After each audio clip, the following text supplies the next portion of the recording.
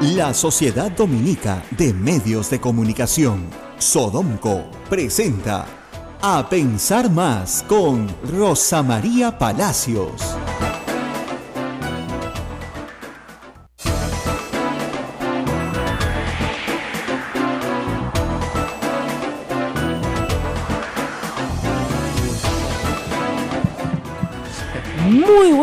Muy buenos días, son las 8 de la mañana, estamos en Radio Santa Rosa transmitiendo a través de la Sociedad Dominica de Medios de Comunicación para todo el país.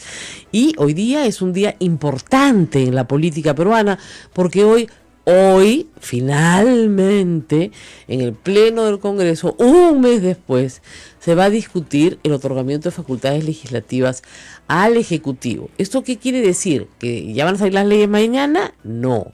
Quiere decir que le dan permiso, ¿no es cierto?, al Ejecutivo para que saque leyes.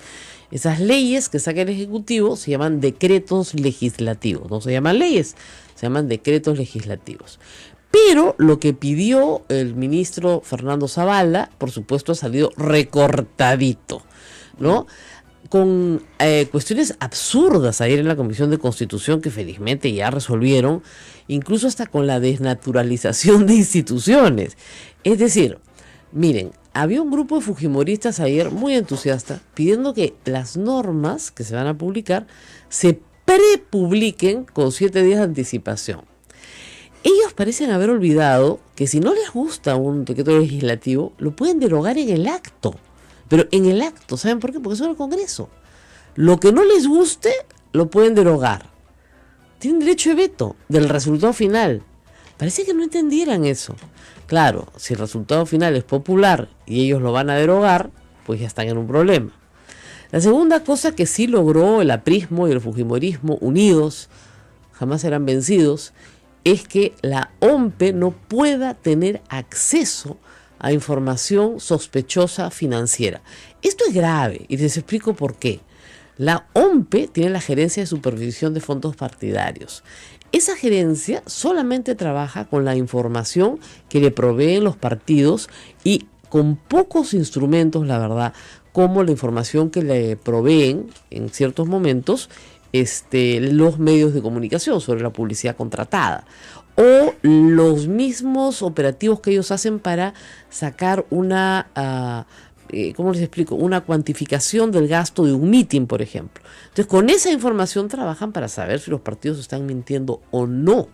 Imagínense ustedes que la Unidad de Inteligencia Financiera tenga información valiosa sobre cómo el narcotráfico ha financiado una campaña política y cómo esos gastos se han realizado sin dar cuenta a la OMPE.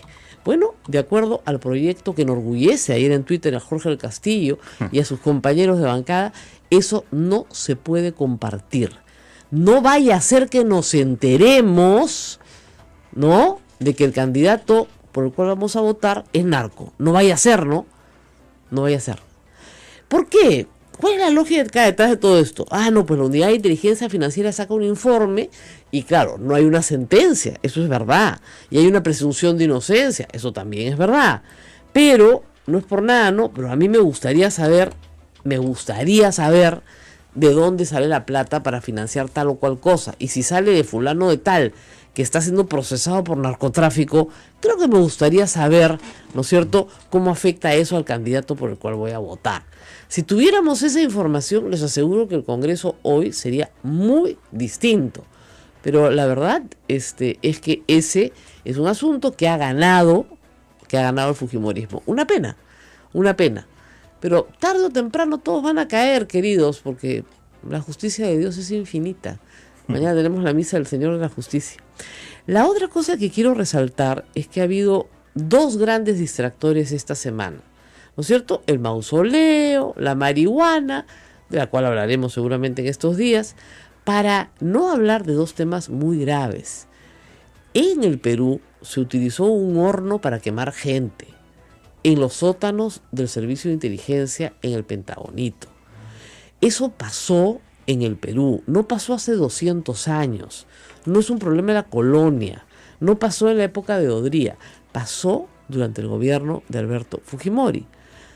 Gente fue secuestrada, ese no es el delito de terrorismo, fue desaparecida, es decir, asesinada, y sus cuerpos se metieron a un horno crematorio.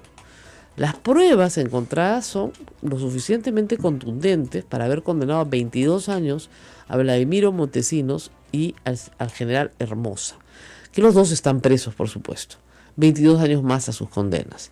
Encontraron una inspección en el 2004, imagínense ustedes, habiendo pasado tantos años ya, más de 6 años de la desaparición o 7 años de las desapariciones, en una inspección ocular encontraron un pequeño hueso humano, de un dedo. Nadie pues quema sus huesos, ¿no? Porque le provoca, ¿no? En los sótanos del Servicio de Inteligencia del Ejército, el CIE. Esa que debería ser la noticia más importante, ¿no es cierto? Imagínense ustedes, se han utilizado hornos para quemar a seres humanos. Esperemos, digamos, que hayan tenido misericordia, ¿no? Claro, esperemos que hayan tenido misericordia y que los hayan quemado muertos, ¿no? Esperemos. No sabemos qué pasó ahí. Pero el problema central en este caso es que la noticia es el mausoleo, la marihuana, ¿no? El escandalete, ¿no? La señora que le pega al policía. Y no estamos hablando de un asunto que es central. O sea, el gobierno de Alberto Fujimori tuvo hornos en el servicio de inteligencia para incinerar cuerpos de personas que habían sido torturadas. ¿Ok? Por eso, me explicaban ayer, es que el fujimorismo no quiere hablar de conflicto armado interno. Quiere subsumir todo en un solo tipo penal, terrorismo. Pero no quiere hablar de secuestro, no quiere hablar de desaparición, no quiere hablar de destrucción de propiedad pública y privada, confiscación de bienes privados. Hasta ahora a Gorriti no le devuelve su computadora, etcétera. Todo eso pasó en ese espacio de tiempo y por lo tanto se llama conflicto armado interno, porque además ya les he explicado 100 veces que no puede llamarse guerra. Entonces, en ese espacio de tiempo ocurrieron, ¿no es cierto?, un sinnúmero de delitos. Muchos han sido juzgados ya. En este caso, 22 años de condena para Vladimiro Montesinos y Hermosa. Otros no, porque evidentemente los nombres de las personas que participaron en esos hechos no son conocidas. Caso, ¿no es cierto?, la masacre de Acomarca. Telmo Hurtado se le asignó la condición de el loquito del ejército que se volvió loco y mató a toda la población. Y durante el proceso, Telmo Hurtado, lo hemos discutido acá, dijo: yo no me volví loco, yo cumplí las órdenes de mis generales. Y mis generales me ordenaron matar a toda esa gente y yo la maté.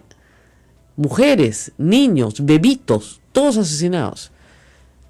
Ya, ¿eso qué es terrorismo? No, eso es asesinato. Es un tipo penal distinto al terrorismo, pero en el mismo espacio de tiempo y vinculado a los mismos hechos. ¿Por qué los mataron? Porque iban a ser terroristas los niños cuando crecieron. Esa era la lógica. Unas peores masacres en el año 84, en respuesta a un ataque contra policías, ¿no es cierto?, y contra militares que había terminado también muy mal. Esas son las noticias que deberíamos estar discutiendo. ¿Por qué en el Perú hay hornos para cremar gente luego de ser torturada? Se le imputa a Vladimiro Montesinos y Hermosa la desaparición de 3 personas, un profesor y 2 alumnos de la Universidad del Centro. Pero hay muchos más desaparecidos que presuntamente también terminaron en esos sótanos. El libro de Ricardo Uceda, que se llama Muerte en el Pentagonito, tiene varios años de publicado, da cuenta de algunos hechos, de estos hechos revelados por las fuentes a las cuales él tuvo acceso.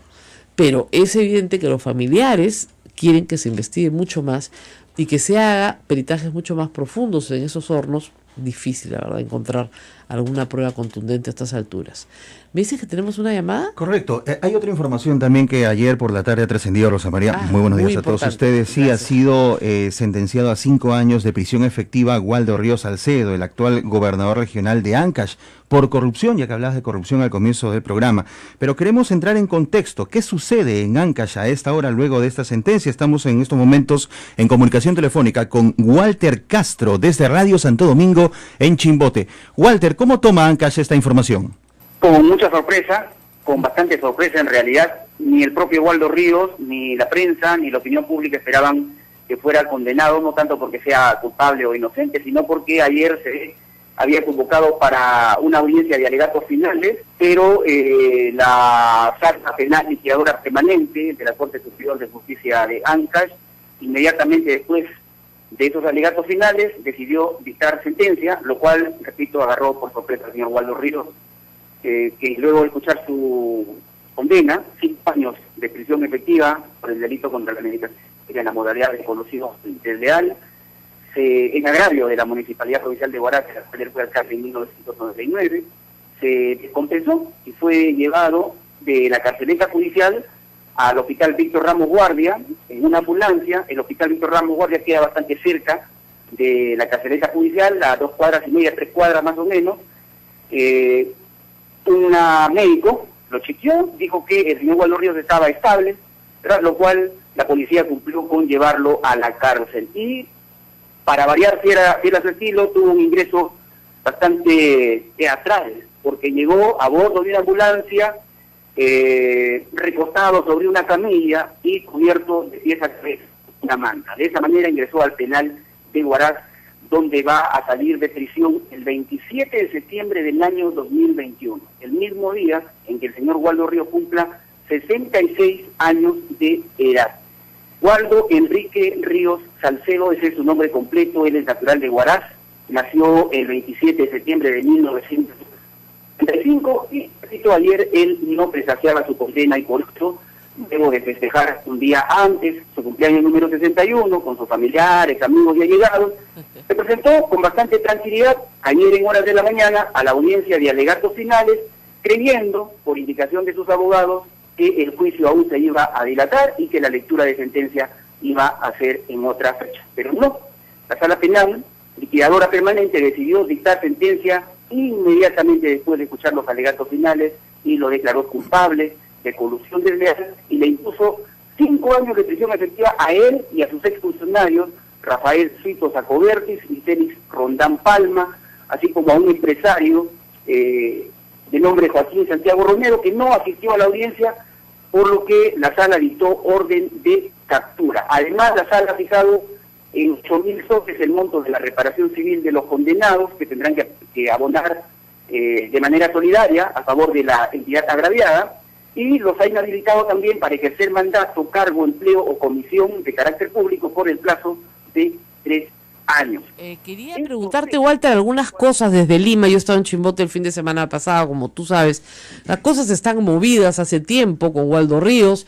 Hay unos audios que han sido publicados, en otro caso, que denuncian que una señora, una constructora, que tenía que cobrarle una deuda al gobierno regional de 6 millones de soles, es la que puso el 1 millón de soles para pagar la reparación civil, y lo puso a través de testaferros, de 9 testaferros, y que estos testaferros conversan, ¿no es cierto?, en este audio, sobre que están en problemas porque los están investigando por lavado de activos, porque no pueden justificar de dónde han sacado este dinero, en algunos casos. ¿Ese caso se está investigando también? Efectivamente, está en investigación, está a nivel de la Fiscalía. El fiscal Laureano Añán Cachumbe, que es un fiscal anticorrupción, es el que tiene a su cargo, pero, digamos, es uno de los varios casos que tiene Waldo Ríos y que marcha bastante lento, tan lento como este juicio, como este proceso que le acaba de costar esta condena, porque este caso data de hace 17 años y recién ayer lo han condenado. Yo no sé si tendrá que pasar 17 años más para que eventualmente la justicia se pueda pronunciar por el caso que usted, Rosa María, acaba de hacer mención, pero efectivamente se está investigando, no tenemos un detalle para saber en este momento cómo marcha. Y sobre el caso de ayer, que también nos sorprendió a todos, porque al principio pensamos que era una noticia relacionada con la anterior, este es un caso de colusión. Cuéntenos un poco los hechos, es decir, ¿qué hizo el alcalde? ¿Favoreció? Era alcalde provincial en ese momento, Waldo Ríos, no era gobernador regional. ¿Qué hizo? ¿A quién favoreció? ¿Con quién se coludió, digamos, para obtener un beneficio? A ver, lo que dice la Fiscalía es que en el año 1999 se produjeron actos de corrupción en obras de electrificación en Huaraz. Okay. Waldo Ríos era el alcalde, decidió ejecutar de manera irregular hasta 7 obras de electrificación dice la Fiscalía, con la única finalidad de obtener el respaldo popular que le permitiese al año siguiente alzarse como congresista. Esto es en el año 2000 cuando candidateó. Claro. Y para lo cual no dudó en realizar una serie de contrataciones de manera irregular de personas y de empresas, saltándose normas de la Ley de Contrataciones del Estado. Okay. Inicialmente, incluso la Fiscalía lo había acusado a él y a sus coprocesados por 4 delitos: malversación de fondos, falsificación de documentos, peculado, colusión desleal, y estaba pidiendo 15 años de prisión. Pero los 2 primeros delitos, hasta donde entendemos, prescribieron y quedaron peculado y colusión desleal. Y ayer los magistrados de la sala han absuelto a todos por el delito de peculado, pero los han sentenciado a 5 años por colusión desleal. Ok. Muy bien, sí, colusión desleal en ese caso es un delito menor. Se han puesto de acuerdo, digamos, con los proveedores para que estos obtengan un beneficio, pero finalmente la obra se ejecutó. Y ellos no se beneficiaron económicamente, por lo tanto no hay peculado, o no lo han podido probar, ¿no es cierto? Pero de todas maneras son 5 años de prisión efectiva. Lo que tiene que saber la comunidad tancayina es que esta sentencia obviamente se va a apelar, ¿no? Probablemente llegue a la sala del señor Villestein. Así que no creemos que el señor Waldo Ríos pase más de 1 año en la cárcel. Le pondrán 4 años con pena no privativa de la libertad. Claro. Le bajarán 1 añito, no privativa, y ya está. Lo cierto es que no va a poder ejer este cargo público, año, ¿no? Por varios meses no. La sentencia incluye 3 años de inhabilitación para... Eso lo pueden modificar. También es modificable. Sí, todo entra en apelación. ¿Ya? Pero entra en casación, y de repente la sala, en la Suprema, dice que ahí no hay casación, que acá en el Perú todo entra en casación. Mucha suerte, muchas gracias, y lección aprendida para los ancayinos, creo yo, tener 2 expresidentes regionales, ahora gobernadores, presos a la vez. Algo está pasando, ¿no? O sea, primero Álvarez y después Ríos, tus 2 últimos presidentes regionales, ¿qué pasó? No, los 2 están presos. Ya, entonces, miren, queridos amigos que nos escuchan a través de Radio Santo Domingo, hay que aprender a elegir, eso es lo más importante. Hay que aprender a elegir. El señor Ríos ya tenía antecedentes penales, no pocos, varios. Les ofrecía 500 soles a cada familia y creyeron que se los iban a dar. Y esa sola oferta ya es malversación de fondos, ¿ya? Entonces hay que saber la ley, saber que lo que les están ofreciendo es falso, que eso no va a suceder y que por lo tanto no pueden votar por una persona que tiene antecedentes penales porque va a terminar presa. Y su gobierno regional, ¿quién lo va a manejar? Nosotros estuve acompañada de un economista que hizo toda una explicación de la economía nacional, pero también de la economía de Ancash y particularmente de la de Chimbote, donde nos escuchan ahora en Radio Santo Domingo. Y nos decía que el empleo en Chimbote estaba deprimido. Claro, está sujeto, por supuesto, a las temporadas de pesca y demás. Pero en ese contexto, cuando más se necesita obra regional para generar mano de obra, bueno, tienen al presidente regional preso. El segundo, uno en Lima, otro en Huaraz. Así estamos. Así es. Yo les recomiendo a todos ustedes, amigos, visiten la página radio-rsd.p, la página web de Radio Santo Domingo. Hay mucha información. Todo. Ellos han hecho bastantes informes relacionados con el tema Waldo Ríos. Lo conocen muy bien. Sí, perfectamente. Así que recomendable para todos ustedes. La radio más reputada de Chimbote. Así es. Radio Santo Domingo, que es socia, por supuesto, de SODOMCO y con enorme credibilidad. Muy bien. Vámonos a la pausa, Rosa María. Hoy tenemos a Enrique Cornejo, que está atrapado en el tráfico. Siempre nuestros invitados están atrapados. Suéltame, tráfico, suéltame. Vamos a conseguir un helicóptero para poderlos traer, ¿no? Acá el terreno es grande, podrían aterrizar. Muy bien. Muy bien, vamos a la pausa. Volvemos. SODOMCO, Sociedad Dominica de Medios de Comunicación.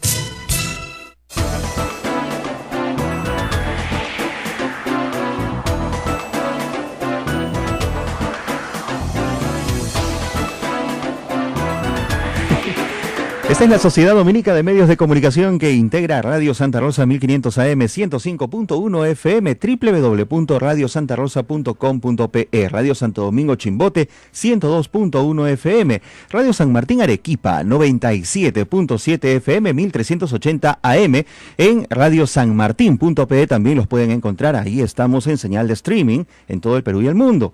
Radio Veritas RTV Cusco 92.1 FM, Radio Cepagua Ucayali 100.5 FM y Radio Quillabamba, la Convención Cusco 91.1 FM, 1210 AM. Ah, no me olvido, Radio Madre de Dios, Puerto Maldonado, por supuesto, 92.5. Estamos en directo con todos ellos. Así es. Y nuestro invitado está atracado en el tráfico, pero en la vía expresa, me dicen. ¿Ah? En la vía expresa. En la vía expresa, todavía está lejos. Porque cruzar el centro a veces es fregado. Y ahora que viene la procesión el día sábado, por si acaso, tener mucho cuidado. Felizmente nosotros el sábado no transmitimos, así que no tenemos problema. Pero para las siguientes procesiones sí vamos a tener que tomar algunas medidas claras. Porque, no sé, de repente nos tendremos que quedar a dormir acá en el convento. No sé cómo vamos a hacer para pasar la avenida Tacna. Bueno, y si entras al fin de semana, si bien no trabajamos en el centro de Lima, mucha gente querrá venir al centro de Lima. Hay cosas muy hermosas, Santo Domingo o el Santísimo Rosario, ¿no? Es bellísimo. Pero realmente, Rosa María, venir a Lima, el centro histórico, es un caos. Sí. O sea, ahora, que fuere, ¿no? Ahora, felizmente lo hacen peatonal, buena parte de ello. No está mal caminar, ¿eh? Y uno cuando camina conoce. Eso. ¿Ya? Si usted pasa en carro por un sitio todos los días, no lo conoce. Pero si usted lo camina, entonces lo conoce. Entonces nosotros recomendamos mucho que en estos días, este fin de semana, que va a estar cerrada buena parte del centro el día sábado por la procesión, los que vienen a la procesión aprovechen para conocer otros lugares cercanos, ¿no es cierto? Obviamente sigan la procesión, la parte que les corresponda, pero ya cuando ya no quieran seguir la procesión, pueden venir, por ejemplo, aquí a Santo Domingo, a San Francisco, que son iglesias muy buenas. Ofrecen culturalmente una experiencia importante, traigan a los niños. Yo creo que eso vale la pena para justamente, y de ahí se busca un sitio donde comer. Acá tienen un programa cultural de museos extraordinarios. Acá, el Santísimo Rosario, Santo Domingo, de hecho también tenemos un museo y tenemos muy buenos guías, ¿ah? También. Muy buenos guías. Bilingües. Sí. Además es curioso porque a veces le digo al padre, ustedes van a escuchar seguramente en estos días una entrevista con el director del museo.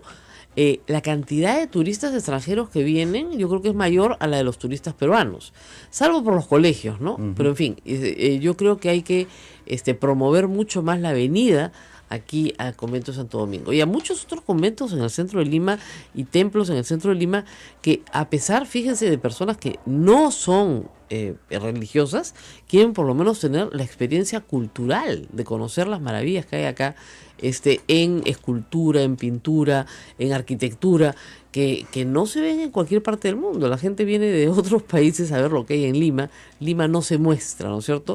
Y debería mostrarse más. Bueno, y ¿qué más les tengo que contar? Sí, les tengo que contar algo importante. Durante las últimas 48 horas he recibido una cantidad impresionante de comentarios sobre una columna que he escrito acerca de que no se puede usar el terrorismo para armar un psicosocial, que es lo que estamos viendo ante nuestros ojos en los últimos días. Creo que gracias a la columna, el mausoleo ha desaparecido de la vista y paciencia de todo el país, o por lo menos se ha reducido su aparición. No sé, no quiero atribuirme el mérito, pero digamos, es evidente que es un psicosocial. Por lo tanto, hay que tener mucho cuidado cuando se nos manipula. La información puede ser usada para el mal también, no solamente para el bien. Es un arma, ¿no es cierto? Y esa arma puede ser utilizada para manipular. Yo sospecho que en los últimos días se ha soltado un video de junio de un entierro, obviamente con toda la parafernalia roja, terrorista, banderas rojas, eso es indiscutible, arengas. Entiendo que el procurador antiterrorismo ha presentado una denuncia que por fin la fiscalía tiene que evaluar para ver si hay apología del delito o no. Que no tiene una pena grave, pero tiene una pena. Eso es lo que hay que hacer. Y luego, fíjense, los muertos tienen que ser enterrados, porque no los podemos dejar tirados en las calles y no los podemos meter a los hornos del CIE. ¿Se dan cuenta? No podemos, pues. O sea, por más maldito y desgraciado que haya sido un ser humano, su cuerpo tiene que ser enterrado, ¿cierto? De alguna manera. Antiguamente a la gente la colgaban de la catedral, ¿no es cierto? Pero ya eso no se usa. ¿no? Entonces, sí, no estoy contando algo que no sea histórico. Aquí en la ciudad de Lima, en nuestra ciudad, en estas torres de la catedral que nos acompañan a pocas cuadras, pues la ciudad en estado de ira colgó a los hermanos Gutiérrez desnudos por haber asesinado al presidente Balta. Pero eso sucedió en el siglo XIX. Estamos en el siglo XXI, ¿no? Y finalmente las fotografías se conocen, se llegaron a tomar fotografías. Imagínense ustedes, empezaba la fotografía. En el libro de historia del padre Rubén Vargas Ugarte están las fotografías para los curiosos, los que les gusta la historia. ¿Y qué habían hecho los hermanos Gutiérrez? Habían asesinado a un presidente de la República. Entonces el pueblo en estado de ira los colgó. Los colgó como se cuelga, ¿no es cierto?, a los sentenciados, sin verdugo y sin juicio. Los colgaron desnudos de las torres de la catedral para que todo el mundo los viera. Bueno. Es una forma de intimidar también. Así es. Bueno, ok. Ya, eso ya no se usa, chicos, ¿ya? Nos gustaría, probablemente, sí, porque son gente muy mala que ha hecho mucho daño, pero eso no se usa. Hay que enterrar a los muertos o cremarlos, ¿no es cierto? Que el lugar de entierro de un muerto se vuelva centro de peregrinación. Miren, eso con Abimael Guzmán va a ser inevitable, porque su tumba va a ser un lugar al que la gente va a ir, así lo entierran solo.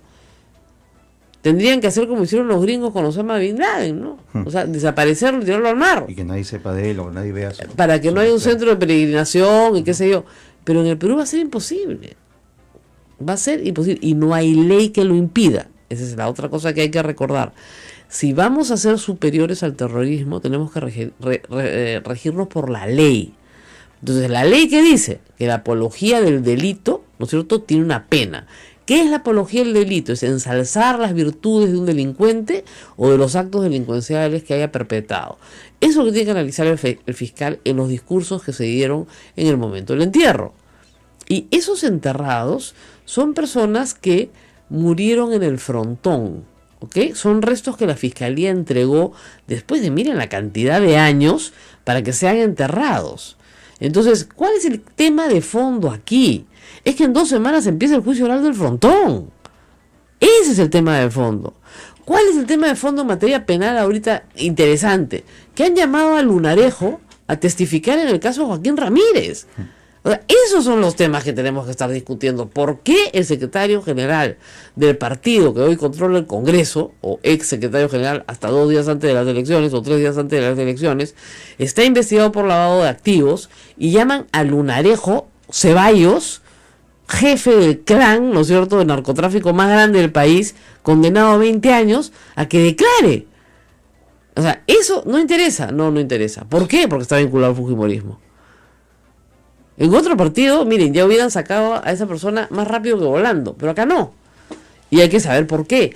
Porque si tuviéramos normas en la Unidad de Inteligencia Financiera que le permitiera a la OMPE conocer, ¿no es cierto?, los movimientos económicos de aquellos que han financiado los partidos políticos, más rápido que volando se determinaría de dónde proviene la fortuna de Joaquín Ramírez. Y eso es lo que no se quiere. Y en eso están aliados fujimoristas y apristas. Y eso es una vergüenza. Es una vergüenza que hoy día hagan eso en el Congreso de la República. Yo espero que alguien se pare, no sé quién, y diga, miren, perfecto las facultades, pero aquí en el Congreso vamos a hacer una ley para que la OMPE sí conozca de movimientos financieros, ¿no es cierto?, de financistas de partidos políticos que están vinculados a actividades ilícitas. Y los tiene que conocer, porque los tiene que sancionar y los tiene que denunciar. Y la Fiscalía tiene que ser informada de inmediato, porque eso sí es delito. ¿Ok? Entonces, calma. Todo al final se va a saber. ¿Tenemos que hacer pausa? Vámonos a la pausa, son las 8:31, a la espera de nuestro invitado Enrique Cornejo, que ya debe estar en camino aquí a nuestra cabina. Y vamos a hablar sobre la Secretaría General del Partido Aprista. Un tesoro codiciado. Hasta Lucianita León dice, hace 10 años seremos el mismo secretario general, hay que cambiarlo, ¿no? Empoderada ella, ahora que es tercera vicepresidenta del Congreso, ¿no? Claro, el que no fue el señor Elías, ¿no? No se presentó, al que habían votado, para ponerla a ella. No hizo acto de presencia. Bueno, vamos a la pausa y regresamos. Sodomco, Sociedad Dominica de Medios de Comunicación. Recomendamos a todos descargar desde el Play Store en Android, en sus celulares, las aplicaciones, por el momento, de Radio Santa Rosa Radio, y de Radio Santo Domingo, Radio RSD, porque están buenísimas, Rosa María. La gente nos puede escuchar en cualquier momento nos puede escuchar a través del canal de YouTube, pero en vivo nos puede sintonizar a través de estas aplicaciones, cuyo consumo de datos es ínfimo, casi no se nota, no es nada. Bueno, algunos militantes de PPK o invitados como Gino Costa han señalado ya que han quedado satisfechos con lo que se ha aprobado ayer en la Comisión de Constitución. No es exactamente lo que querían, pero ya. Yo no estoy nada satisfecha, les digo. Este problema con la OMPE me parece bien grave. Pero en fin, el pueblo los va a juzgar. Simple y llanamente los va a juzgar. Ayer querían, reitero, prepublicar, ¿no es cierto?, las normas, los decretos legislativos. Es una tontería completa. Si al Congreso no le gusta un decreto legislativo, lo deroga en el acto. No tiene, además, una mayoría de 70, ni siquiera tiene que ir a trámite de comisiones. O sea, pueden derogarlo mucho más rápido de lo que lo han aprobado. Yo sí creo, y lo reitero, que el fujimorismo ha querido hacerle las cosas muy difíciles al gobierno, y con la santa paciencia que tiene Fernando Zavala, ha sacado lo mejor que ha podido. 10 comisiones revisando un proyecto de ley de facultades legislativas es algo que jamás ha sucedido en el Perú. Y espero que jamás vuelva a suceder. Porque si ustedes que me dijeran que han habido grandes aportes, es falso, porque no están los textos de las leyes, solamente está la materia, nada más que eso. Ahora, de lo que ha pedido el Ejecutivo en materia tributaria, hay cosas interesantes que creo que van a ser buenas para todos, ¿no es cierto? Y eso viene para el próximo año. Las leyes, como ustedes saben, en materia de impuesto a la renta, tienen periodicidad anual. Entonces, lo que se apruebe ahora, de acá hasta el 31 de diciembre, aplica para todo el 2017. Por lo tanto, hay que apurarse. Les han dado 90 días. Está bien, ok. Hay que apurarse en sacar las normas. ¿Qué tiene de interesante la modificación al impuesto a la renta?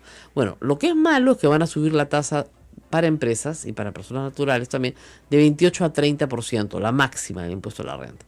Lo que es bueno es que las personas naturales nos van a permitir deducir los gastos de salud y gastos médicos. Eso es bien importante. Hay que, por lo tanto, estar preparados el próximo año para que todo lo que usted gaste en salud, la consulta con el médico, las cosas que le den en la farmacia, de todo eso guarde todos los comprobantes de pago, porque van a necesitar sustentar, ¿no es cierto?, que ha hecho esos gastos para poder deducirlos de su impuesto a la renta.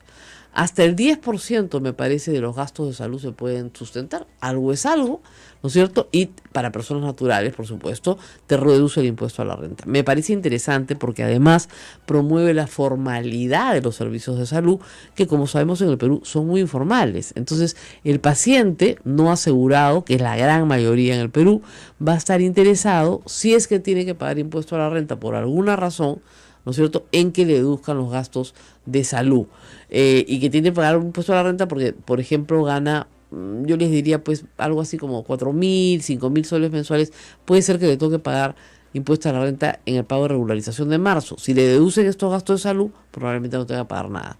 Entonces, eso me parece interesante para personas naturales y para contribuir a la formalización de los servicios de salud. Espero que salga bien, ¿no es cierto? Interesante. Sí, puede funcionar. Y se hizo en el Perú, sí, en el año me parece 92 o 93 tuvimos ese sistema, y ustedes no saben cómo yo guardaba, y tengo hasta hoy, todos los comprobantes de pago, ¿no es cierto?, para justificar los gastos de salud y poderlos deducir. Eso me parece interesante, es una propuesta del Ejecutivo que felizmente ha sido aprobada. También ha sido aprobado que se baje el IGB el próximo año. En vez de pagar 18%, se va a pagar 17%.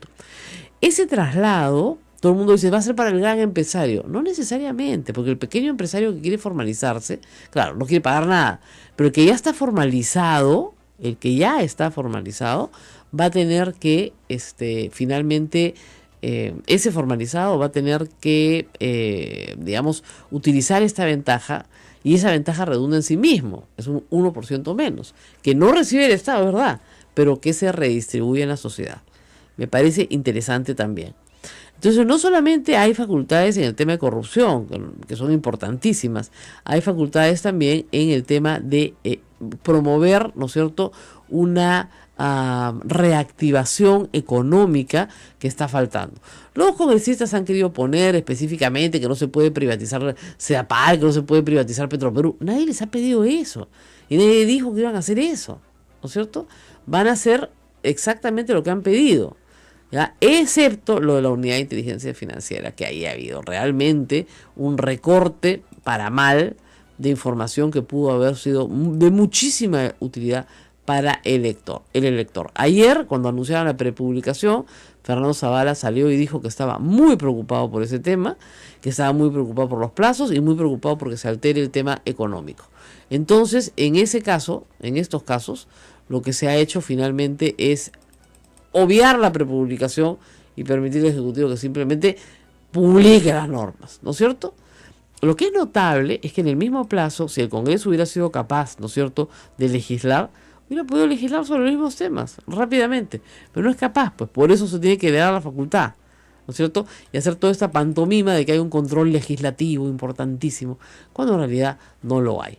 Al final, en la Comisión de Constitución, no en el Pleno, en la Comisión de Constitución, reitero, no en el Pleno, se ha aprobado un dictamen para delegar facultades por 90 días, por 13 votos a favor, los fujimoristas, 3 en contra. Obviamente están ahí los de Frente Amplio que querían que se votara por separado, no tema por tema, y una abstención, la del congresista Johnny Lescano.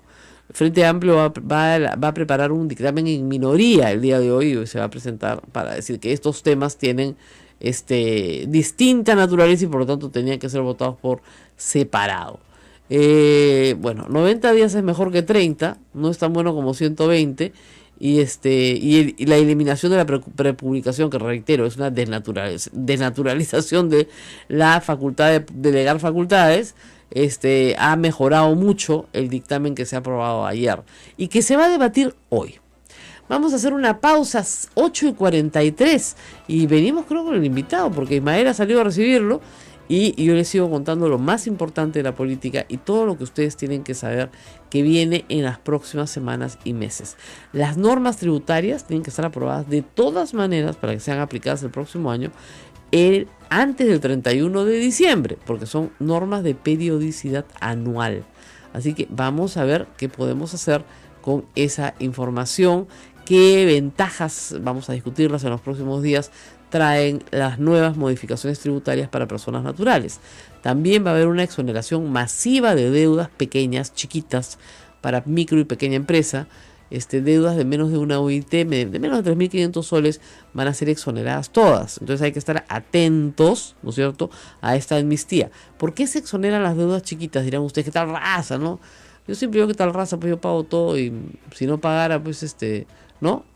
¿Por qué? Porque cobrarlas cuesta más caro que lo que vas a recuperar.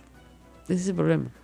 Entre el abogado, el juicio, el tribunal fiscal, bla, bla, bla, te cuesta más caro que lo que vas a recuperar. Por lo tanto, se exoneran.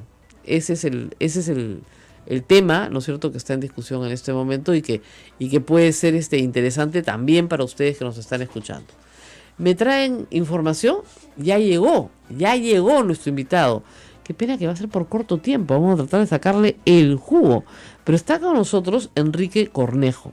Enrique Cornejo, como ustedes saben, ha sido candidato a la alcaldía de Lima, un candidato potente, nadie le daba mucha bola al principio y logró quedar en el segundo lugar, casi con 18% de la elección popular en Lima.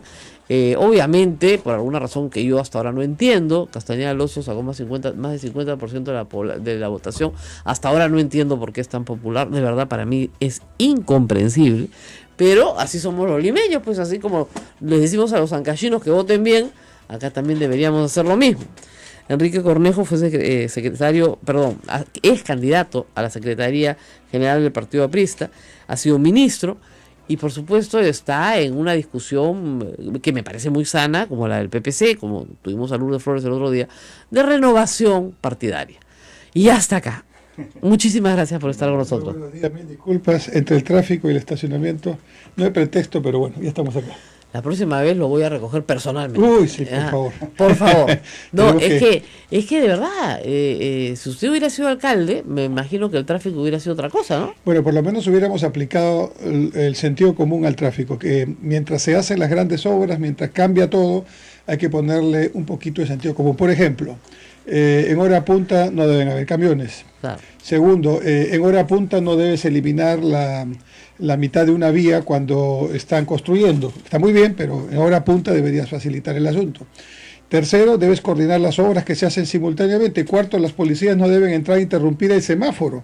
Tú sabes que el reglamento de tránsito dice que si el policía interviene, tiene que desactivar el semáforo. Claro. Acabo de estar en un semáforo verde y la policía me decía que me detenga. Yo tenía ganas de decirle, está incumpliendo el reglamento. No tienen idea. Sí. Yo siempre digo, si el semáforo es inteligente, ¿para qué necesitamos al policía? Y a por veces Dios. hay esa doble información que efectivamente confunde, ¿no? Y es un desastre, es realmente un desastre. Y en hora punta habría que cambiar el sentido de algunas vías. Por ejemplo, para el sentido hacia el centro de Lima, Claro. tendríamos que hacerlo, digamos, de 7 a 9 de la mañana, y en la noche o en la tarde hacerlo al revés, como se hace para la playa en el sur. Lógico. Bueno, tenemos que hacer una pausa y después vamos a regresar para hablar del futuro del partido aprista, que está en juego. La señora Luciana León, ahora es tercera vicepresidenta, una mujer importante dentro del partido, ha dicho que no se puede tener 10 años al mismo secretario general, ¿no? Y menos con estos resultados. Vamos a la pausa y volvemos. Sodomco, Sociedad Dominica de Medios de Comunicación. Esta es la Sociedad Dominica de Medios de Comunicación, 8 de la mañana, 49 minutos. Tenemos ya la entrevista a Rosa María Palacios con Enrique Cornejo. Bueno, yo le estaba recordando en la pausa que Enrique Cornejo ha tenido tareas pues más o menos titánicas, ¿no? Como por ejemplo, de verdad, ser candidato a aprista por la Municipalidad de Lima. Siempre se ha dicho pues que Lima no es una plaza aprista, sacó 17%. Sí, pues. Y hubo un famoso tuit mío que decía, agárrenme que voto por él en medio del debate, porque era el único que sabía de qué estaba hablando, ¿ya? Porque claro, como ha sido ministro de Transportes y Comunicaciones, conoce todo el tema del metro, conoce la línea 1, la línea 2, la línea 3, toda la línea que quiera, y todo el tema alternativo de transporte a través de ómnibus. Entonces tenía toda la información, más todos los proyectos que están ejecutándose en este momento en Lima.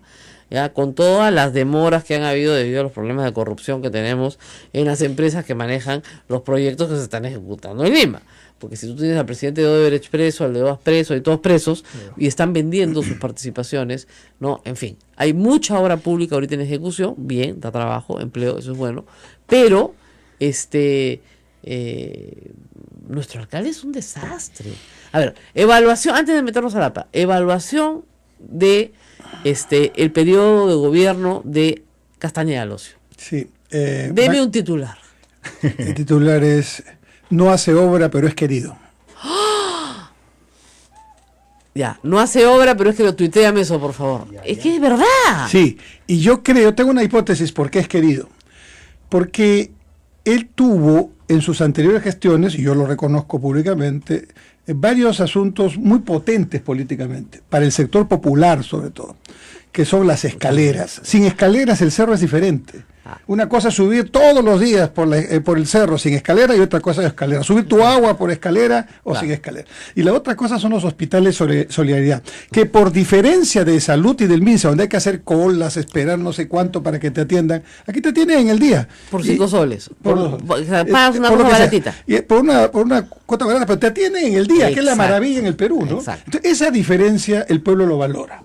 Ahora, yo creo que él no es muy grato con ese sentimiento del pueblo, porque realmente él debería, y conoce, porque no va a decir que no tiene experiencia, ¿no? Él debería hacer algún esfuerzo por tener un plan, un ordenamiento estratégico para Lima. Esa es mi principal crítica a él. Y no la tiene, y no la quiere tener, y yo no sé ya qué es lo que pasa, porque por ejemplo las sesiones del Consejo, de todas en estos casi 2 años, solo ha ido a una completa. Después toma lista y se va. Lo mismo hacía Andrade. O sea, es una práctica muy común entre los alcaldes y penosa. Sí. Entonces, que apoyen lo que quieran, después me cuentan. Oiga, para eso no le pagamos un sueldo, ¿no? Entonces la improvisación, porque hay improvisación, implica, por ejemplo, que hacen 28 de julio, claro. Ya, 28 de julio está bonito, pero la pregunta es, ¿cuál es el efecto estratégico de 28 de julio? Y sobre todo, ¿cuál es la coordinación con las otras obras? Porque la línea 3 del metro pasa por abajo de 28.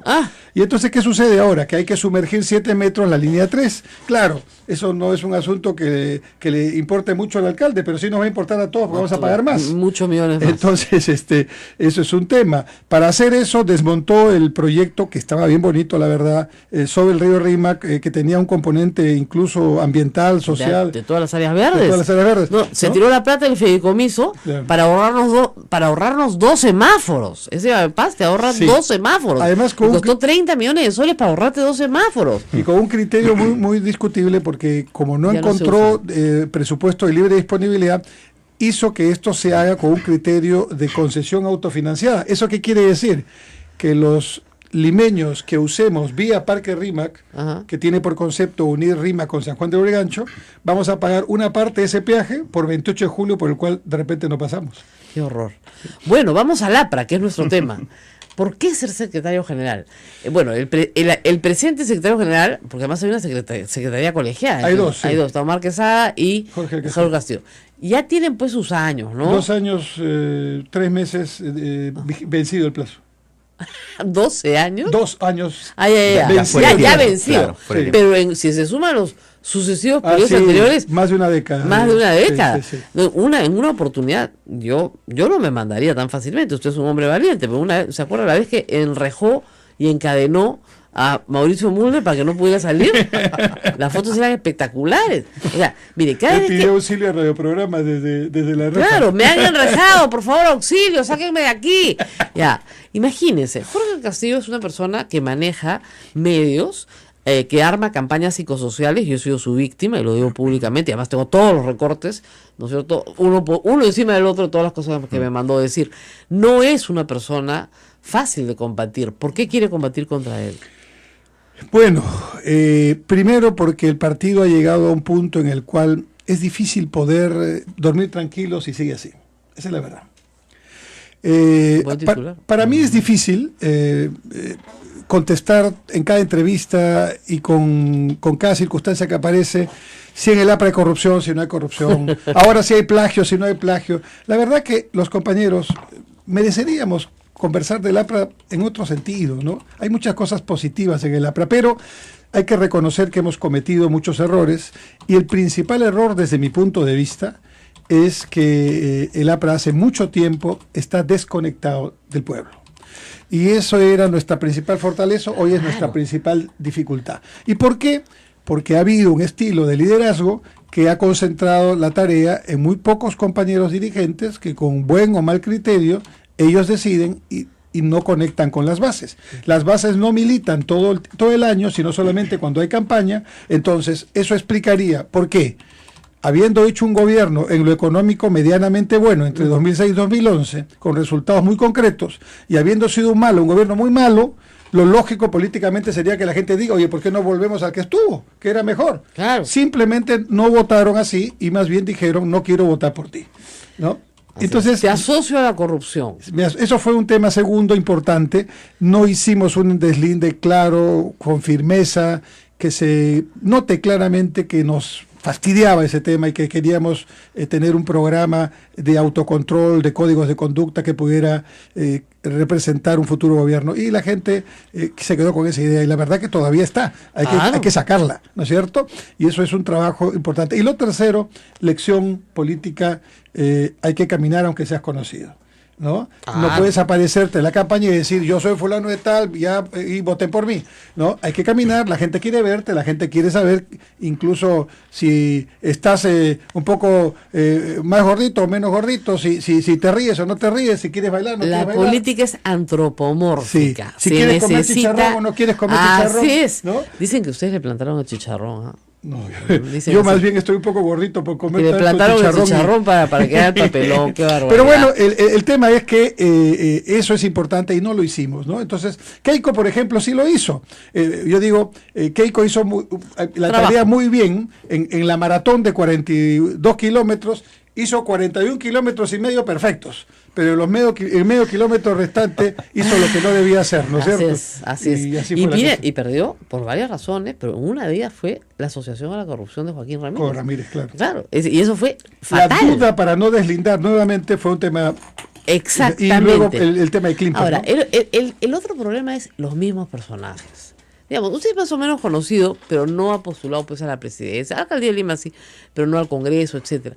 Ni ha sido dirigente del partido. Los que postulan son siempre los mismos. Mire, tiene usted ahorita de los 5 congresistas, 4 son los del periodo anterior, y además que repiten el periodo anterior también. Sí. ¿Ya? Entonces, 15 años en el Congreso, los mismos. No, que trabajan muy bien. Yo no puedo negar que la aplanadora aprista cuando quiere serlo, o sea, en este momento... pero a la mala, en todo caso. No, o sea, ¿cómo te explico? La bancada fujimorista, si Mauricio Mulder les dicen párense y aplaudan, se paran y aplauden. O sea, Mauricio Mulder y Jorge del Castillo... Tiene mucha experiencia. Los convence, porque tiene experiencia parlamentaria y el resto no tiene idea de lo que está haciendo. Son buenos, son realmente buenos. Claro, nosotros somos 2, claro, valen por 22, porque pueden convencer a otros, tienen una capacidad de persuasión brutal. Y eso es bueno, y eso es maravilloso. Pero el problema es que se están peleando entre ustedes, como siempre, y se nota. Sí, lamentablemente, y creo que no debería ocurrir así, por supuesto. Yo de todos tengo el discurso, además soy conocido por tener un discurso muy propositivo, muy de suma, pero a veces hay que contestar, pues porque los titulares que te ponen no son pues como para quedarse callado. Pero sin embargo, yo creo que está pasando algo en el partido que sí es positivo, es que por primera vez, creo yo, en mucho tiempo, los militantes de base van a expresarse en esta votación de una manera muy contundente. ¿Cuándo va a ser la votación? La elección el Congreso está convocado para el 4, 5, 6 de noviembre. O sea, ya poco más de un mes. Y para llegar a ese Congreso, estamos esperando hoy o mañana que salga publicado el cronograma electoral, en el cual lo fundamental son 2 cosas. Primero, saber cuántos delegados le toca a cada región, a cada distrito, a cada provincia, es importantísimo, y con qué criterios los han elegido. Y en segundo lugar, cuándo va a ser la elección de los delegados. Eso es lo que en teoría va a pasar. Ahora, hay rumores, como la canción, ¿no? Hay rumores que también va a hacerse una variante para que en el día que se elijan a los delegados, que son los que van a ir al Congreso, se elija también al secretario. Esto indicaría, no me preocupa, pero indicaría que están haciendo números para ver cómo pueden tratar de lograr algún espacio. Ahora, yo recuerdo, porque esto ya es recuerdo, año 80, 81, 82. El joven diputado Alan García, con un grupo de jóvenes, generacionalmente jóvenes en ese entonces, que tenían alrededor de 30 años, deciden tomar el partido. Porque se dieron cuenta que los viejos lo estaban matando. Había muerto de la Torre, la pelea entre Townsend y Villanueva ha sido horrenda, Townsend se había ido del partido y deciden tomar el partido. No, Townsend todavía no se había ido del partido, de ahí viene la cachetada. Entonces, Alan García hace unas elecciones en las cuales él termina elegido como secretario general del partido, en ánimo de ser el candidato presidencial en el año 85. ¿Usted cree que ese fenómeno es repetible esta vez? No. O sea, que usted tome el partido como secretario general con el ánimo de ser el candidato presidencial del año 2021. Ni tengo esa intención, ni creo que pueda ser posible. Hoy día hay que controlar el partido desde abajo, porque ya nos cansamos que nos controlen desde arriba. ¿Ya? Y esto es casi una frase textual que la escuchas en todo el país. Lo que pasa es que el sistema estaba, y todavía está, tan controlado que cualquier expresión de este tipo no tenía un correlato hacia arriba. Entonces, hoy día, no solo yo represento esta corriente, también la representa Carlos Roca, también hay otros compañeros que están apareciendo y que pretenden, es democrático y pueden hacerlo. Y yo diría que frente a esta corriente, que es la corriente de tratar de descentralizar, democratizar, de transparentar la gestión, de renovar, hay una corriente minoritaria, pero que poderosa, porque tiene el control, que está tratando de mantener el status quo. Ese es un poco el gran dilema. El status quo no le conviene a nadie. A nadie, ni siquiera a quienes lo están planteando. Claro, porque finalmente eso es, en la próxima elección, es el fin. Sí. Y las próximas elecciones son las municipales. Vienen las municipales y regionales, y yo diría que no sé si llegaremos a tiempo. ¿Por qué? ¿Quieres ser candidato en esta elección? Yo sí quiero. Ah, sería estupendo. Yo sí quiero. A mí me gusta él cuando habla en los debates. Sí, yo sí quiero, pero... Siempre pido que me amarren, pero... pero... Es que mucha gente me dice, usted es antiaprista. No, perdón. Yo voto por el señor Cornejo. Yo lo que soy es objetiva. O sea, si veo un incompetente en un puesto, lo voy a decir. Y si veo un ratero, también lo voy a decir, porque para eso el público me quiere sentada acá. ¿No es cierto? Yo fui a su local de campaña y, como te digo, penaban. ¿Ya? Penaban, no había nadie. Shh. Así parecía el lejano oeste, ¿no? Corría el polvo, ¿ya? Porque lo habían abandonado, hizo su campaña solo. Ahora, sí hay... Lo que me gusta mucho del APRA, y siempre me ha gustado, es su disciplina, que es una cosa admirable. Sí. ¿No? ¿Usted cree que sí hay una militancia de abajo, comprometida, disciplinada, motivada? ¿Todavía existe? Todavía existe, con sentimientos encontrados. Lógico. Hoy día los sentimientos que priman son los de tristeza, algunos cólera, depende de la personalidad. La cantidad de tiempo que han trabajado. Pues, pero sobre todo de duda. Cuando yo incluso hablo lo que estoy diciendo ahora, me miran y dicen, estoy de acuerdo con usted, compañero, pero su mirada, uno ya sabe más o menos leer la mirada, ¿no? Es, ojalá que se pueda hacer. ¿Y está viajando por todo el país? Sí, he viajado casi ya por todo el país. ¿Cuántas bases tiene el APRA, si usted pudiera contarlas en todo el país? Bueno, operativas. Mira, no tiene... Operativas deben haber alrededor de 1000 o más. 1000. Sí, o sea que hay que visitar 1000 locales. Sí, pero no puedes, porque, por ejemplo, los niveles sectorales, distritales, ¿no? Yo lo que hago es ir a los niveles regionales o provinciales. Sí. Claro. Y ahí ya he visitado por lo menos 15 regiones. Sí. ¿Y vienen de las otras bases cuando usted va? Vienen, sí, se suman. Incluso van los que no van a votar por mí, porque van a filmar para luego hacer su trabajo de inteligencia. Pero está bien. Claro que está bien. ¿Y Jorge Castillo está haciendo lo mismo? No, él no está participando. El que parece va a participar, Mauricio. Mauricio, hasta ayer estaba... Pero estaría bien, es una buena contienda. Pero Jorge Castillo decía que sí iba a participar. Dijo que no y después ahora dice que sí, ¿eh?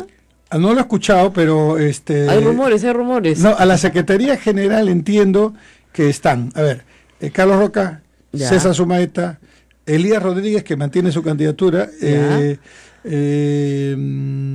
Mauricio Mulder en una interrogación, porque ha dicho que lo está pensando. Ya. ¿No? Y después hay 2 o 3 compañeros más. Nidia Vilches, que no sé si lo hará. 5. Usted 6. 6. Caracho, con una competencia. Y es muy bueno porque en realidad el Partido Aprista hace tiempo no tenía 2 o 3 candidatos en una contienda. Eso es lo que quería decir. Sí. Me parece muy bien. Sí. Ahora, la cosa es que usted convenza abajo porque van a votar todos por secretario general. Sí, parece por delegados. Van a votar por delegados seguro, pero hay rumores que van a votar por el secretario general en votación universal ese mismo día. Ahora, o sea que al Congreso va a llegar ya un secretario elegido. Ya, pero eso es... pues movilizar 1.200 personas a Lima, ¿no? Además es un cambio de reglas de juego que, claro, obviamente no estoy en desacuerdo, pero si hubiéramos sabido esto desde hace tiempo, ya hubieran hecho un trabajo hubiéramos hecho otro trabajo. ¿no? Porque hemos hecho el trabajo pensando en que van a elegirse delegados y ahora hay que hacer en menos de 15 días, 20 días, un trabajo para buscar votación universal, ¿no? Señor Cornejo, sí, interesante. Quería hacer una pregunta, en función a lo que dijo hace un momento me pareció interesante, ¿no? Es difícil dormir tranquilo si el APRA sigue así. Mi pregunta es si en ese sueño hay un fantasma. Había un Carlín que es muy bueno. Yo me río mucho, como ustedes seguro, con sus... Sí. En una oportunidad, cuando estábamos en campaña, puso una figura así, yo durmiendo con mi pijama y mi gorrito, ¿no? Sí. Y Alan García apareciendo con una tijera para cortarme el bigote. Entonces sí hay un fantasma. No, yo no creo que lo haya. La verdad es que lo que hay es una cultura de gestión que hay que cambiar, ¿no? Porque los compañeros, incluso que piden renovación, en el fondo hemos estado acostumbrados a un criterio bastante impositivo de acción. Y entrar a un criterio democrático de que el voto realmente va a servir es un cambio brutal, ¿eh? Que nunca se ha hecho en el APRA, porque siempre se ha votado por delegados. Se votó por delegados. Ha habido votación antes de estos últimos por aclamación, años. ¿No? Sí. Pero ese es un cambio de cultura democráticamente muy positivo. Claro, porque finalmente, mientras vivió Aya La Torre, o sea, Aya La Torre el que decidía quién era y quién no era, y el resto apoyaba al líder. Porque además, hay que entender, era un partido que había vivido en la clandestinidad durante muchísimos años y sus dirigentes tenían que ser escogidos de esa manera, no había forma de hacer votar pues, a todos. Podías pedir consejo, no discutir. Y también hay que... Pero ahora ha cambiado todo eso, y ¿no? hay que reconocer que en el APRA había pues 3 selecciones de fútbol. Claro. Yo me acuerdo la foto del 31, porque yo trabajé en el Congreso 8 años, y estaba la célula parlamentaria del año 31. Y yo no sacaría ninguno. O sea, era una selección mundial, ¿no? Vamos a ver, en términos políticos, ¿no? Pero todos se habían ganado su espacio con mérito propio, ¿no? Seas sindicalista, seas literato, seas político. No, además con lucha clandestina, con persecución. Entonces había pues una célula... Igual la célula parlamentaria aprista de la constituyente del 78, no todos, ¿no? Pero hubo aportes importantísimos, hicieron la constitución entre el PPC y el APRA. ¿Ya? Entonces, y era una buena constitución, aunque fue acusada de liberal por la izquierda, ahora les parece linda, pero en esa época la acusaron de liberal. Pero la pregunta es, ¿Alan García ya debería ser como Lourdes Flores que ha hecho? No, yo ya no voy a participar.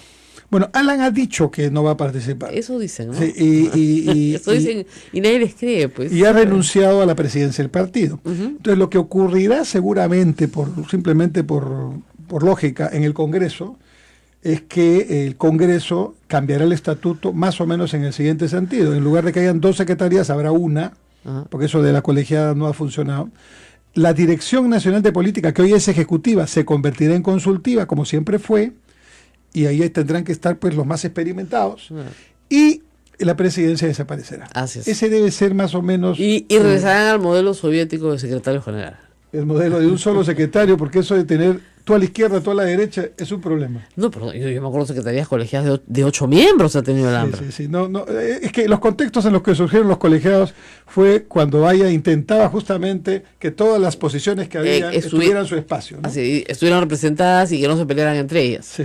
El problema, como decían, es que dejó muchos coroneles, pero ningún general, pues. Bueno, y reemplazar al mariscal era complicado, ¿no? Exactamente.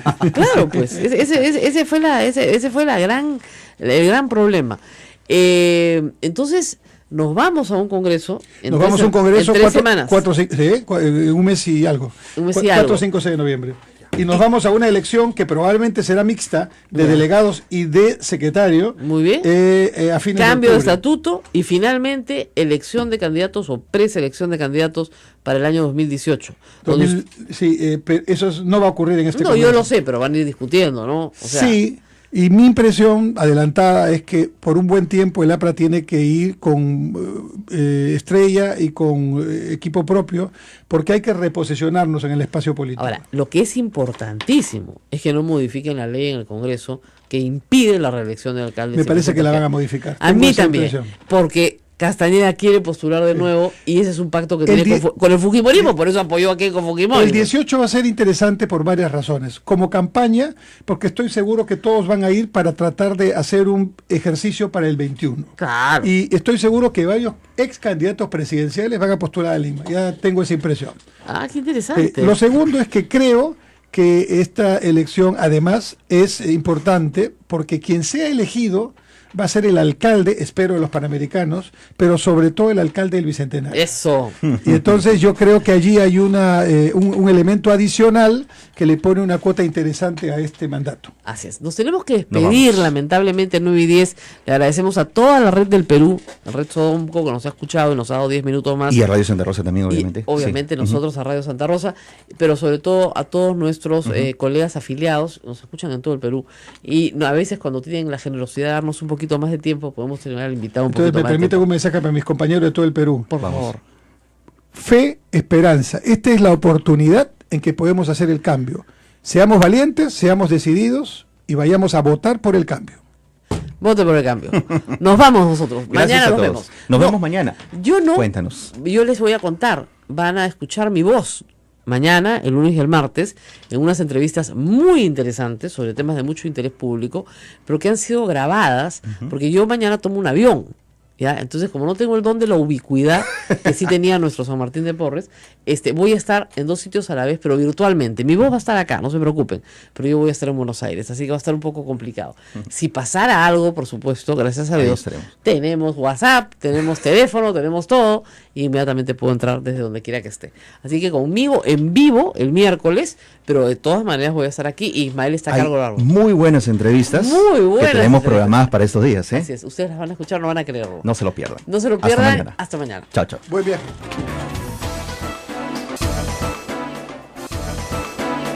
Hasta aquí, A Pensar Más con Rosa María Palacios.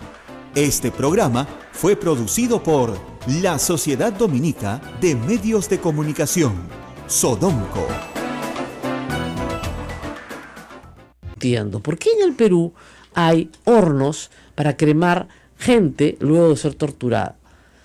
Se le imputa a Vladimiro Montesinos y Hermosa la desaparición de 3 personas, un profesor y 2 alumnos de la Universidad del Centro. Pero hay muchos más desaparecidos que presuntamente también terminaron en esos sótanos. El libro de Ricardo Uceda, que se llama Muerte en el Pentagonito, tiene varios años de publicado, da cuenta de algunos hechos, de estos hechos revelados por las fuentes a las cuales él tuvo acceso. Pero es evidente que los familiares quieren que se investigue mucho más y que se haga peritajes mucho más profundos en esos hornos. Difícil, la verdad, encontrar alguna prueba contundente a estas alturas. ¿Me dices que tenemos una llamada? Correcto. Hay otra información también que ayer por la tarde ha trascendido, Rosa María. Muy buenos días a todos ustedes. Sí, gracias. Ha sido sentenciado a 5 años de prisión efectiva Waldo Ríos Salcedo, el actual gobernador regional de Ancash, por corrupción, ya que hablabas de corrupción al comienzo del programa. Pero queremos entrar en contexto. ¿Qué sucede en Ancash a esta hora luego de esta sentencia? Estamos en estos momentos en comunicación telefónica con Walter Castro desde Radio Santo Domingo en Chimbote. Walter, ¿cómo toma Ancash esta información? Con mucha sorpresa, con bastante sorpresa en realidad. Ni el propio Waldo Ríos, ni la prensa, ni la opinión pública esperaban que fuera condenado, no tanto porque sea culpable o inocente, sino porque ayer se había convocado para una audiencia de alegatos finales, pero la Sala Penal Liquidadora Permanente de la Corte Superior de Justicia de Ancash, inmediatamente después de esos alegatos finales, decidió dictar sentencia, lo cual, repito, agarró por sorpresa al señor Waldo Ríos, que luego de escuchar su condena, 5 años de prisión efectiva por el delito contra la administración en la modalidad de conocido desleal, en agravio de la Municipalidad Provincial de Huaraz, la cual él fue alcalde en 1999, se descompensó y fue llevado de la carceleta judicial al Hospital Víctor Ramos Guardia en una ambulancia. El Hospital Víctor Ramos Guardia queda bastante cerca de la carceleta judicial, a 2 cuadras y media, 3 cuadras más o menos. Un médico lo chequeó, dijo que el señor Waldo Ríos estaba estable, tras lo cual la policía cumplió con llevarlo a la cárcel. Y para variar, si era su estilo, tuvo un ingreso bastante teatral, porque llegó a bordo de una ambulancia, recostado sobre una camilla y cubierto de pies a cabeza, una manta. De esa manera ingresó al penal de Huaraz, donde va a salir de prisión el 27 de septiembre del año 2021, el mismo día en que el señor Waldo Ríos cumpla 66 años de edad. Waldo Enrique Ríos Salcedo, ese es su nombre completo, él es natural de Huaraz, nació el 27 de septiembre de 1935 y, ayer, él no presagiaba su condena y por eso debo de festejar un día antes su cumpleaños número 61 con sus familiares, amigos y allegados. Se presentó con bastante tranquilidad ayer en horas de la mañana a la audiencia de alegatos finales, creyendo, por indicación de sus abogados, que el juicio aún se iba a dilatar y que la lectura de sentencia iba a ser en otra fecha. Pero no, la Sala Penal Liquidadora Permanente decidió dictar sentencia inmediatamente después de escuchar los alegatos finales y lo declaró culpable de colusión desleal y le impuso 5 años de prisión efectiva a él y a sus exfuncionarios, Rafael Suito Sacobertis y Félix Rondán Palma, así como a un empresario de nombre Joaquín Santiago Romero, que no asistió a la audiencia, por lo que la sala dictó orden de captura. Además, la sala ha fijado en 8.000 soles el monto de la reparación civil de los condenados, que tendrán que abonar de manera solidaria a favor de la entidad agraviada, y los ha inhabilitado también para ejercer mandato, cargo, empleo o comisión de carácter público por el plazo de 3 años. Quería preguntarte, Walter, algunas cosas desde Lima. Yo estaba en Chimbote el fin de semana pasado, como tú sabes. Las cosas están movidas hace tiempo con Waldo Ríos. Hay unos audios que han sido publicados, en otro caso, que denuncian que una señora, una constructora, que tenía que cobrarle una deuda al gobierno regional de 6 millones de soles, es la que puso el 1 millón de soles para pagar la reparación civil, y lo puso a través de testaferros, de 9 testaferros, y que estos testaferros conversan, ¿no es cierto?, en este audio, sobre que están en problemas porque los están investigando por lavado de activos, porque no pueden justificar de dónde han sacado este dinero, en algunos casos. ¿Ese caso se está investigando también? Efectivamente, está en investigación, está a nivel de la Fiscalía. El fiscal Laureano Añán Cachumbe, que es un fiscal anticorrupción, es el que tiene a su cargo, pero, digamos, es uno de los varios casos que tiene Waldo Ríos y que marcha bastante lento, tan lento como este juicio, como este proceso que le acaba de costar esta condena, porque este caso data de hace 17 años y recién ayer lo han condenado.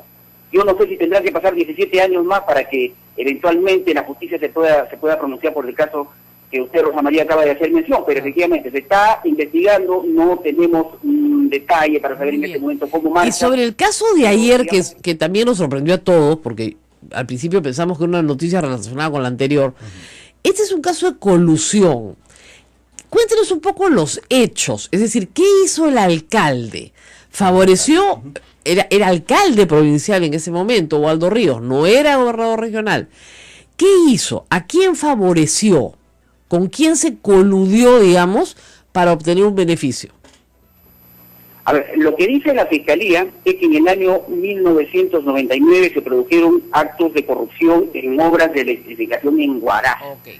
Waldo Ríos era el alcalde, decidió ejecutar de manera irregular hasta 7 obras de electrificación, dice la Fiscalía, con la única finalidad de obtener el respaldo popular que le permitiese al año siguiente alzarse como congresista. Esto es en el año 2000 cuando candidateó. Claro. Y para lo cual no dudó en realizar una serie de contrataciones de manera irregular de personas y de empresas, saltándose normas de la ley de contrataciones del Estado. Okay. Inicialmente, incluso la Fiscalía lo había acusado a él y a sus coprocesados por 4 delitos: malversación de fondos, falsificación de documentos, peculado, colusión desleal, y estaba pidiendo 15 años de prisión. Pero los 2 primeros delitos, hasta donde entendemos, prescribieron.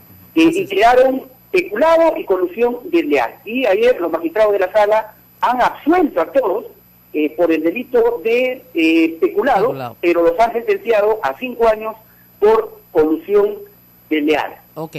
Muy bien, sí, colusión desleal en ese caso es un delito menor, se han puesto de acuerdo, digamos, con los proveedores para que estos obtengan un beneficio, pero finalmente la obra se ejecutó. Y ellos no se beneficiaron económicamente, por lo tanto no hay peculado, o no lo han podido probar, ¿no es cierto? Pero de todas maneras son 5 años de prisión efectiva. Lo que tiene que saber la comunidad tancayina es que esta sentencia obviamente se va a apelar, ¿no? Probablemente llegue a la sala del señor Villestein. Así que no creemos que el señor Waldo Ríos pase más de 1 año en la cárcel. Le pondrán 4 años con pena no privativa de la libertad. Claro. Le bajarán 1 añito, no privativa, y ya está. Lo cierto es que no va a poder ejercer cargo público, año, ¿no? Por varios meses no. La sentencia incluye 3 años de inhabilitación para... Eso lo pueden modificar. También es sí, todo entra en apelación. ¿Ya? Pero entra en casación y de repente la Suprema dice que ahí no hay casación, que acá en el Perú todo entra en casación. Mucha suerte, muchas gracias, y lección aprendida para los ancayinos, creo yo, tener 2 expresidentes regionales, ahora gobernadores, presos a la ciudad. Me parece interesante también. Entonces, no solamente hay facultades en el tema de corrupción, que son importantísimas, hay facultades también en el tema de promover, ¿no es cierto?, una reactivación económica que está faltando. Los congresistas han querido poner específicamente que no se puede privatizar Ceapal, que no se puede privatizar Petroperú. Nadie les ha pedido eso. Y nadie dijo que iban a hacer eso, ¿no es cierto? Van a hacer exactamente lo que han pedido, ¿ya? Excepto lo de la unidad de inteligencia financiera, que ahí ha habido realmente un recorte para mal de información que pudo haber sido de muchísima utilidad para el elector. Ayer, cuando anunciaron la prepublicación, Fernando Zavala salió y dijo que estaba muy preocupado por ese tema, que estaba muy preocupado por los plazos y muy preocupado porque se altere el tema económico. Entonces, en estos casos, lo que se ha hecho finalmente es obviar la prepublicación y permitir al Ejecutivo que simplemente publique las normas, ¿no es cierto? Lo que es notable es que en el mismo plazo, si el Congreso hubiera sido capaz, ¿no es cierto?, de legislar, hubiera podido legislar sobre los mismos temas rápidamente, pero no es capaz, pues por eso se tiene que dar la facultad, ¿no es cierto?, y hacer toda esta pantomima de que hay un control legislativo importantísimo, cuando en realidad no lo hay. Al final, en la Comisión de Constitución, no en el Pleno, en la Comisión de Constitución, reitero, no en el Pleno, se ha aprobado un dictamen para delegar facultades por 90 días, por 13 votos a favor, los fujimoristas, 3 en contra. Obviamente están ahí los de Frente Amplio, que querían que se votara por separado, no tema por tema, y una abstención, la del congresista Johnny Lescano. Frente Amplio va a preparar un dictamen en minoría el día de hoy y se va a presentar para decir que estos temas tienen distinta naturaleza y por lo tanto tenían que ser votados por separado. Bueno, 90 días es mejor que 30, no es tan bueno como 120, y la eliminación de la prepublicación, que reitero, es una desnaturalización de la facultad de delegar facultades, ha mejorado mucho el dictamen que se ha aprobado ayer y que se va a debatir hoy. Vamos a hacer una pausa, 8:43, y venimos creo con el invitado, porque Ismael ha salido a recibirlo, y yo les sigo contando lo más importante de la política y todo lo que ustedes tienen que saber que viene en las próximas semanas y meses. Las normas tributarias tienen que estar aprobadas de todas maneras para que sean aplicadas el próximo año, antes del 31 de diciembre, porque son normas de periodicidad anual. Así que vamos a ver qué podemos hacer con esa información, qué ventajas, vamos a discutirlas en los próximos días, traen las nuevas modificaciones tributarias para personas naturales. También va a haber una exoneración masiva de deudas pequeñas, chiquitas, para micro y pequeña empresa. Deudas de menos de una OIT, de menos de 3.500 soles, van a ser exoneradas todas. Entonces hay que estar atentos, ¿no es cierto?, a esta amnistía. ¿Por qué se exoneran las deudas chiquitas? Dirán ustedes, ¿qué tal raza, no? Yo siempre digo, ¿qué tal raza? Pues yo pago todo y si no pagara, pues ¿no? ¿Por qué? Porque cobrarlas cuesta más caro que lo que vas a recuperar. Ese es el problema. Entre el abogado, el juicio, el tribunal fiscal, bla, bla, bla, te cuesta más caro que lo que vas a recuperar. Por lo tanto, se exoneran. Ese es el tema, ¿no es cierto?, que está en discusión en este momento y que puede ser interesante también para ustedes que nos están escuchando. Me traen información, ya llegó nuestro invitado. Qué pena que va a ser por corto tiempo, vamos a tratar de sacarle el jugo. Pero está con nosotros Enrique Cornejo. Enrique Cornejo, como ustedes saben, ha sido candidato a la alcaldía de Lima, un candidato potente, nadie le daba mucha bola al principio y logró quedar en el segundo lugar, casi con 18% de la elección popular en Lima. Obviamente, por alguna razón que yo hasta ahora no entiendo, Castañeda Alonso sacó más del 50% de la votación. Hasta ahora no entiendo por qué es tan popular. De verdad, para mí es incomprensible. Pero así somos los limeños, pues así como les decimos a los ancachinos que voten bien, acá también deberíamos hacer lo mismo. Enrique Cornejo fue es candidato a la Secretaría General del Partido Aprista, ha sido ministro, y por supuesto está en una discusión que me parece muy sana, como la del PPC, como tuvimos a Lourdes Flores el otro día, de renovación partidaria. Y hasta acá. Muchísimas gracias por estar con nosotros. Buenos días, mil disculpas, entre el tráfico y el estacionamiento no hay pretexto, pero bueno, ya estamos acá. La próxima vez lo voy a recoger personalmente. Uy, sí, por favor. Por favor. No, es que de verdad, si usted hubiera sido alcalde, me imagino que el tráfico hubiera sido otra cosa, ¿no? Bueno, por lo menos hubiéramos aplicado el sentido común al tráfico, que mientras se hacen las grandes obras, mientras cambia todo, hay que ponerle un poquito de sentido común. Por ejemplo, en hora punta no deben haber camiones. Claro. Segundo, en hora punta no debes eliminar la mitad de una vía cuando están construyendo. Está muy bien, pero en hora punta deberías facilitar el asunto. Tercero, debes coordinar las obras que se hacen simultáneamente. Cuarto, las policías no deben entrar a interrumpir el semáforo. Claro. Tú sabes que el reglamento de tránsito dice que si el policía interviene, tiene que desactivar el semáforo. Claro. Acabo de estar en un semáforo verde y la policía me decía que me detenga. Yo tenía ganas de decirle, está incumpliendo el reglamento. No tienen idea. Sí. Yo siempre digo, si el semáforo es inteligente, ¿para qué necesitamos al policía? Y a veces hay esa doble información que efectivamente confunde, ¿no? No, y es un desastre, es realmente un desastre. Y en hora punta habría que cambiar el sentido de algunas vías.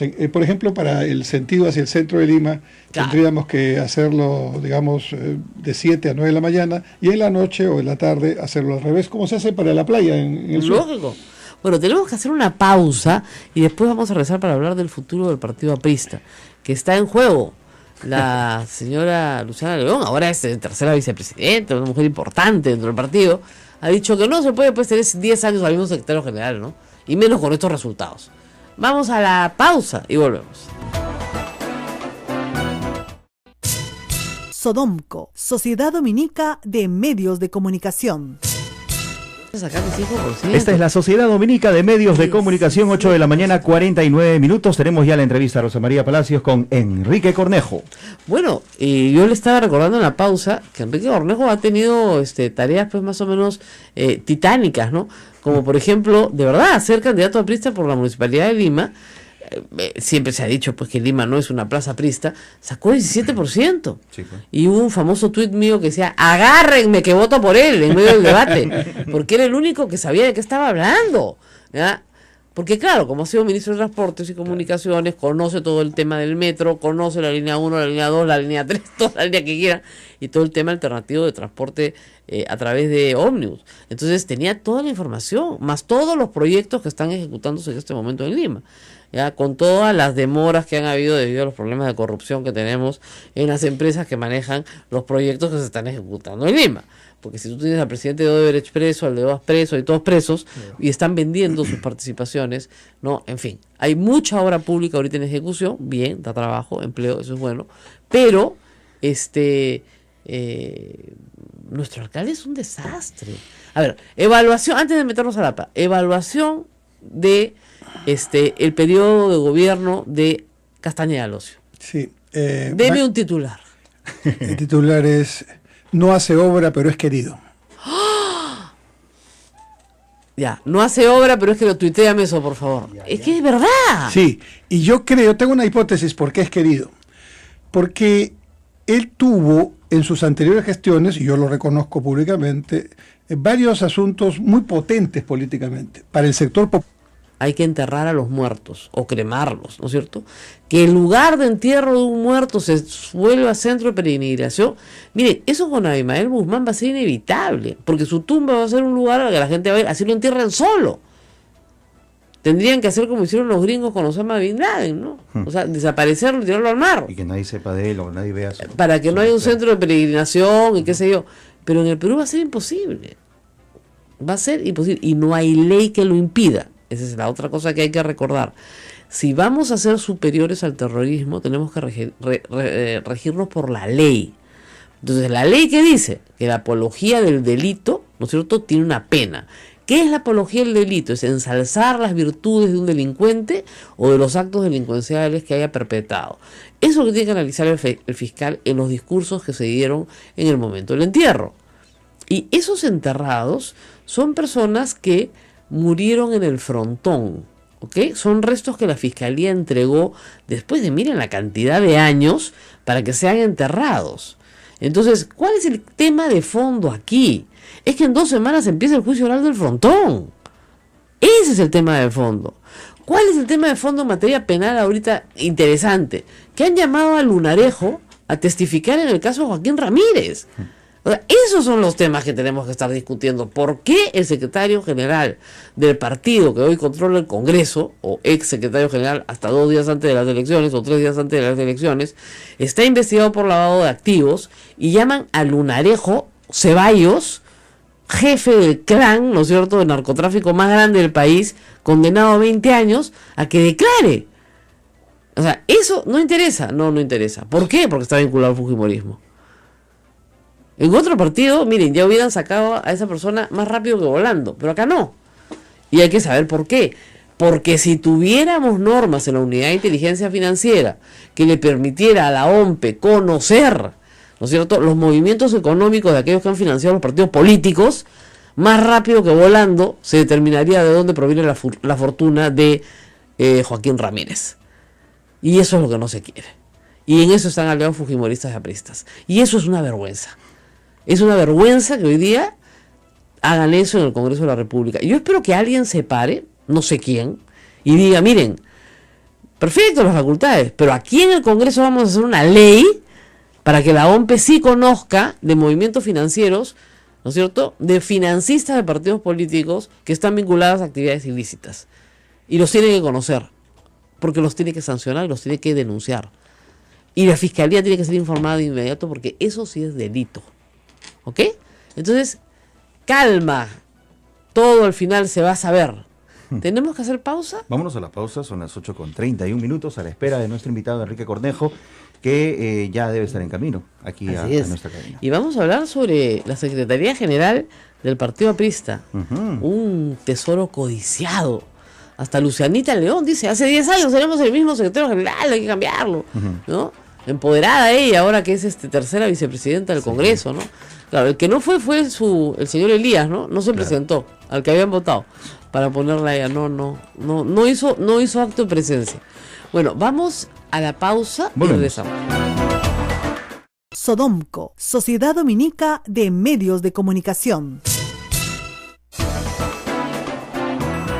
Recomendamos a todos descargar desde el Play Store en Android, en sus celulares, las aplicaciones, por el momento, de Radio Santa Rosa Radio, y de Radio Santo Domingo, Radio RSD, porque están buenísimas, Rosa María. La gente nos puede escuchar en cualquier momento nos puede escuchar a través del canal de YouTube, pero en vivo nos puede sintonizar a través de estas aplicaciones, cuyo consumo de datos es ínfimo. Así no se nota, no es nada. Bueno, algunos militantes de PPK o invitados como Gino Costa han señalado ya que han quedado satisfechos con lo que se ha aprobado ayer en la Comisión de Constitución. No es exactamente lo que querían, pero ya. Yo no estoy nada satisfecha, les digo. Este problema con la OMPE me parece bien grave. Pero en fin, el pueblo los va a juzgar. Simple y llanamente los va a juzgar. Ayer querían, reitero, prepublicar, ¿no es cierto?, las normas, los decretos legislativos. Es una tontería completa. Si al Congreso no le gusta un decreto legislativo, lo deroga en el acto. No tiene, además, una mayoría de 70, ni siquiera tiene que ir a trámite de comisiones. O sea, pueden derogarlo mucho más rápido de lo que lo han aprobado. Yo sí creo, y lo reitero, que el fujimorismo ha querido hacerle las cosas muy difíciles al gobierno y con la santa paciencia que tiene Fernando Zavala ha sacado lo mejor que ha podido. 10 comisiones revisando un proyecto de ley de facultades legislativas es algo que jamás ha sucedido en el Perú y espero que jamás vuelva a suceder, porque si ustedes que me dijeran que han habido grandes aportes, es falso, porque no están los textos de las leyes, solamente está la materia, nada más que eso. Ahora, de lo que ha pedido el Ejecutivo en materia tributaria, hay cosas interesantes que creo que van a ser buenas para todos, ¿no es cierto?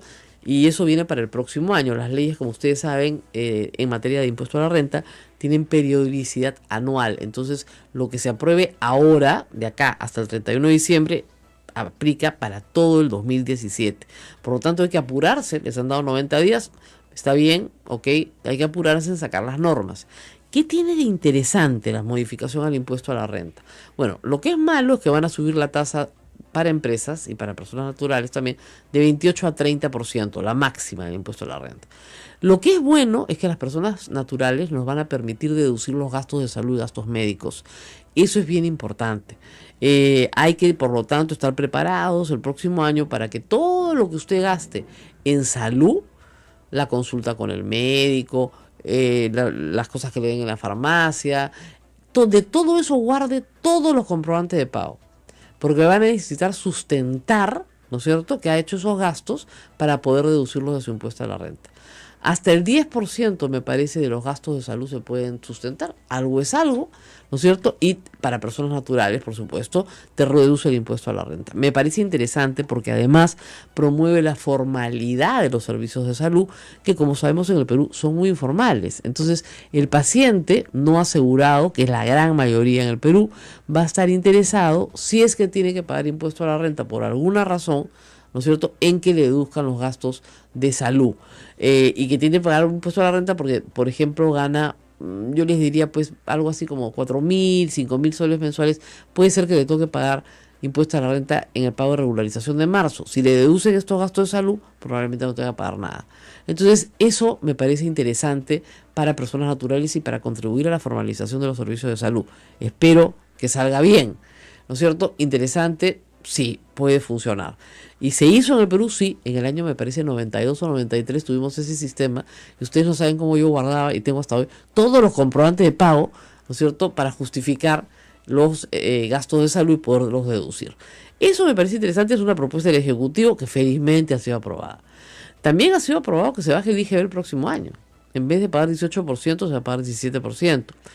Ese traslado, todo el mundo dice, va a ser para el gran empresario. No necesariamente, porque el pequeño empresario que quiere formalizarse, claro, no quiere pagar nada, pero el que ya está formalizado, va a tener que, finalmente, ese formalizado va a tener que, digamos, utilizar esta ventaja, y esa ventaja redunda en sí mismo, es un 1% menos, que no recibe el Estado, ¿verdad?, pero que se redistribuye en la sociedad. A la vez... Algo está pasando, ¿no? O sea, primero sí. Álvarez y después Ríos, tus dos últimos presidentes regionales, ¿qué pasó? No, los dos están presos. Ya, entonces, miren, queridos amigos que nos escuchan a través de Radio Santo Domingo, hay que aprender a elegir, eso es lo más importante. Hay que aprender a elegir. El señor Ríos ya tenía antecedentes penales, no pocos, varios. Les ofrecía 500 soles a cada familia y creyeron que se los iban a dar. Y esa sola oferta ya es malversación de fondos, ¿ya? Entonces hay que saber la ley, saber que lo que les están ofreciendo es falso, que eso no va a suceder y que por lo tanto no pueden votar por una persona que tiene antecedentes penales porque va a terminar presa. Y su gobierno regional, ¿quién lo va a manejar? Nosotros estuve acompañada de un economista que hizo toda una explicación de la economía nacional, pero también de la economía de Ancash y particularmente de la de Chimbote, donde nos escuchan ahora en Radio Santo Domingo. Y nos decía que el empleo en Chimbote estaba deprimido. Claro, está sujeto, por supuesto, a las temporadas de pesca y demás. Pero en ese contexto, cuando más se necesita obra regional para generar mano de obra, bueno, tienen al presidente regional preso. El segundo, uno en Lima, otro en Huaraz. Estamos. Así es. Yo les recomiendo a todos ustedes, amigos, visiten la página radio-rsd.p, la página web de Radio Santo Domingo. Hay mucha información. Todo. Ellos han hecho bastantes informes relacionados con el tema Waldo Ríos. Lo conocen muy bien. Sí, perfectamente. Así que recomendable para todos ustedes. La radio más reputada de Chimbote. Así es. Radio Santo Domingo, que es socia, por supuesto, de SOMCO y con enorme credibilidad. Muy bien. Vámonos a la pausa, Rosa María. Hoy tenemos a Enrique Cornejo, que está atrapado en el tráfico. Siempre nuestros invitados están atrapados. Suéltame, tráfico, suéltame. Vamos a conseguir un helicóptero para poderlos traer, ¿no? Acá el terreno es grande, podrían aterrizar. Muy bien. Muy bien, vamos a la pausa. Volvemos. Sodomco, Sociedad Dominica de Medios de Comunicación.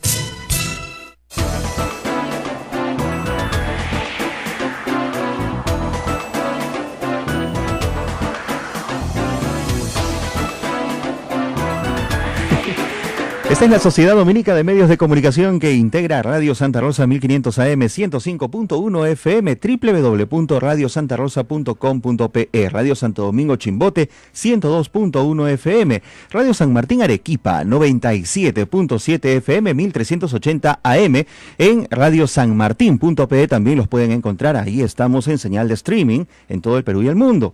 Radio Veritas RTV Cusco 92.1 FM, Radio Cepagua Ucayali 100.5 FM y Radio Quillabamba, la Convención Cusco 91.1 FM, 1210 AM. No me olvido, Radio Madre de Dios, Puerto Maldonado, por supuesto, 92.5. Estamos en directo con todos ellos. Así es. Y nuestro invitado está atracado en el tráfico, pero en la vía expresa, me dicen. En la vía expresa. En la vía expresa, todavía está lejos. Porque cruzar el centro a veces es fregado. Y ahora que viene la procesión el día sábado, por si acaso, tener mucho cuidado. Felizmente nosotros el sábado no transmitimos, así que no tenemos problema. Pero para las siguientes procesiones sí vamos a tener que tomar algunas medidas claras. Porque, no sé, de repente nos tendremos que quedar a dormir acá en el convento. No sé cómo vamos a hacer para pasar la avenida Tacna. Bueno, y si entras al fin de semana, si bien no trabajamos en el centro de Lima, mucha gente querrá venir al centro de Lima. Hay cosas muy hermosas, Santo Domingo o el Santísimo Rosario, ¿no? Es bellísimo. Pero realmente, Rosa María, venir a Lima, el centro histórico, es un caos. Sí. O sea, ahora, que fuere, ¿no? Ahora, felizmente lo hacen peatonal, buena parte de ello. No está mal caminar, y uno cuando camina conoce. Eso. Si usted pasa en carro por un sitio todos los días, no lo conoce. Pero si usted lo camina, entonces lo conoce. Entonces nosotros recomendamos mucho que en estos días, este fin de semana, que va a estar cerrada buena parte del centro el día sábado por la procesión, los que vienen a procesión aprovechen para conocer otros lugares cercanos, ¿no es cierto?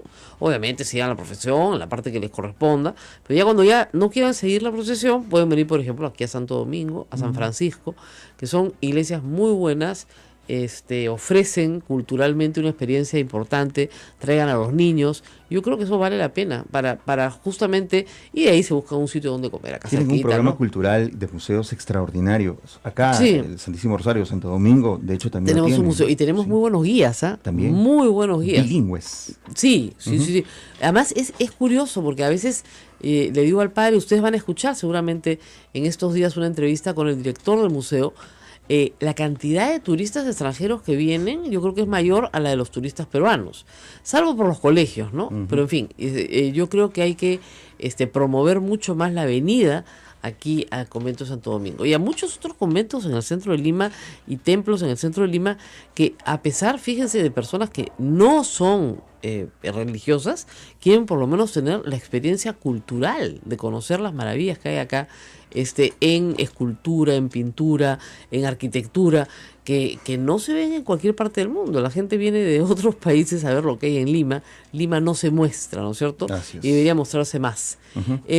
Bueno, y ¿qué más les tengo que contar? Sí, les tengo que contar algo importante. Durante las últimas 48 horas he recibido una cantidad impresionante de comentarios sobre una columna que he escrito acerca de que no se puede usar el terrorismo para armar un psicosocial, que es lo que estamos viendo ante nuestros ojos en los últimos días. Creo que gracias a la columna, el mausoleo ha desaparecido de la vista y paciencia de todo el país, o por lo menos se ha reducido su aparición. No sé, no quiero atribuirme el mérito, pero digamos, es evidente que es un psicosocial. Por lo tanto, hay que tener mucho cuidado cuando se nos manipula. La información puede ser usada para el mal también, no solamente para el bien. Es un arma, ¿no es cierto? Y esa arma puede ser utilizada para manipular. Yo sospecho que en los últimos días se ha soltado un video de junio de un entierro, obviamente con toda la parafernalia roja, terrorista, banderas rojas, eso es indiscutible, arengas. Entiendo que el procurador antiterrorismo ha presentado una denuncia que por fin la fiscalía tiene que evaluar para ver si hay apología del delito o no. Que no tiene una pena grave, pero tiene una pena. Eso es lo que hay que hacer.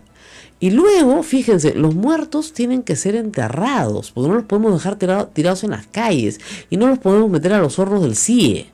¿Se dan cuenta? No podemos, pues. O sea, por más maldito y desgraciado que haya sido un ser humano, su cuerpo tiene que ser enterrado, ¿no es cierto? De alguna manera. Antiguamente a la gente la colgaban de la catedral, ¿no es cierto? Pero ya eso no se usa, ¿no? Entonces, sí, no estoy contando algo que no sea histórico. Aquí en la ciudad de Lima, en nuestra ciudad, en estas torres de la catedral que nos acompañan a pocas cuadras, pues la ciudad en estado de ira colgó a los hermanos Gutiérrez desnudos por haber asesinado al presidente Balta. Pero eso sucedió en el siglo XIX. Estamos en el siglo XXI, ¿no? Y finalmente las fotografías se conocen, se llegaron a tomar fotografías. Imagínense ustedes, empezaba la fotografía.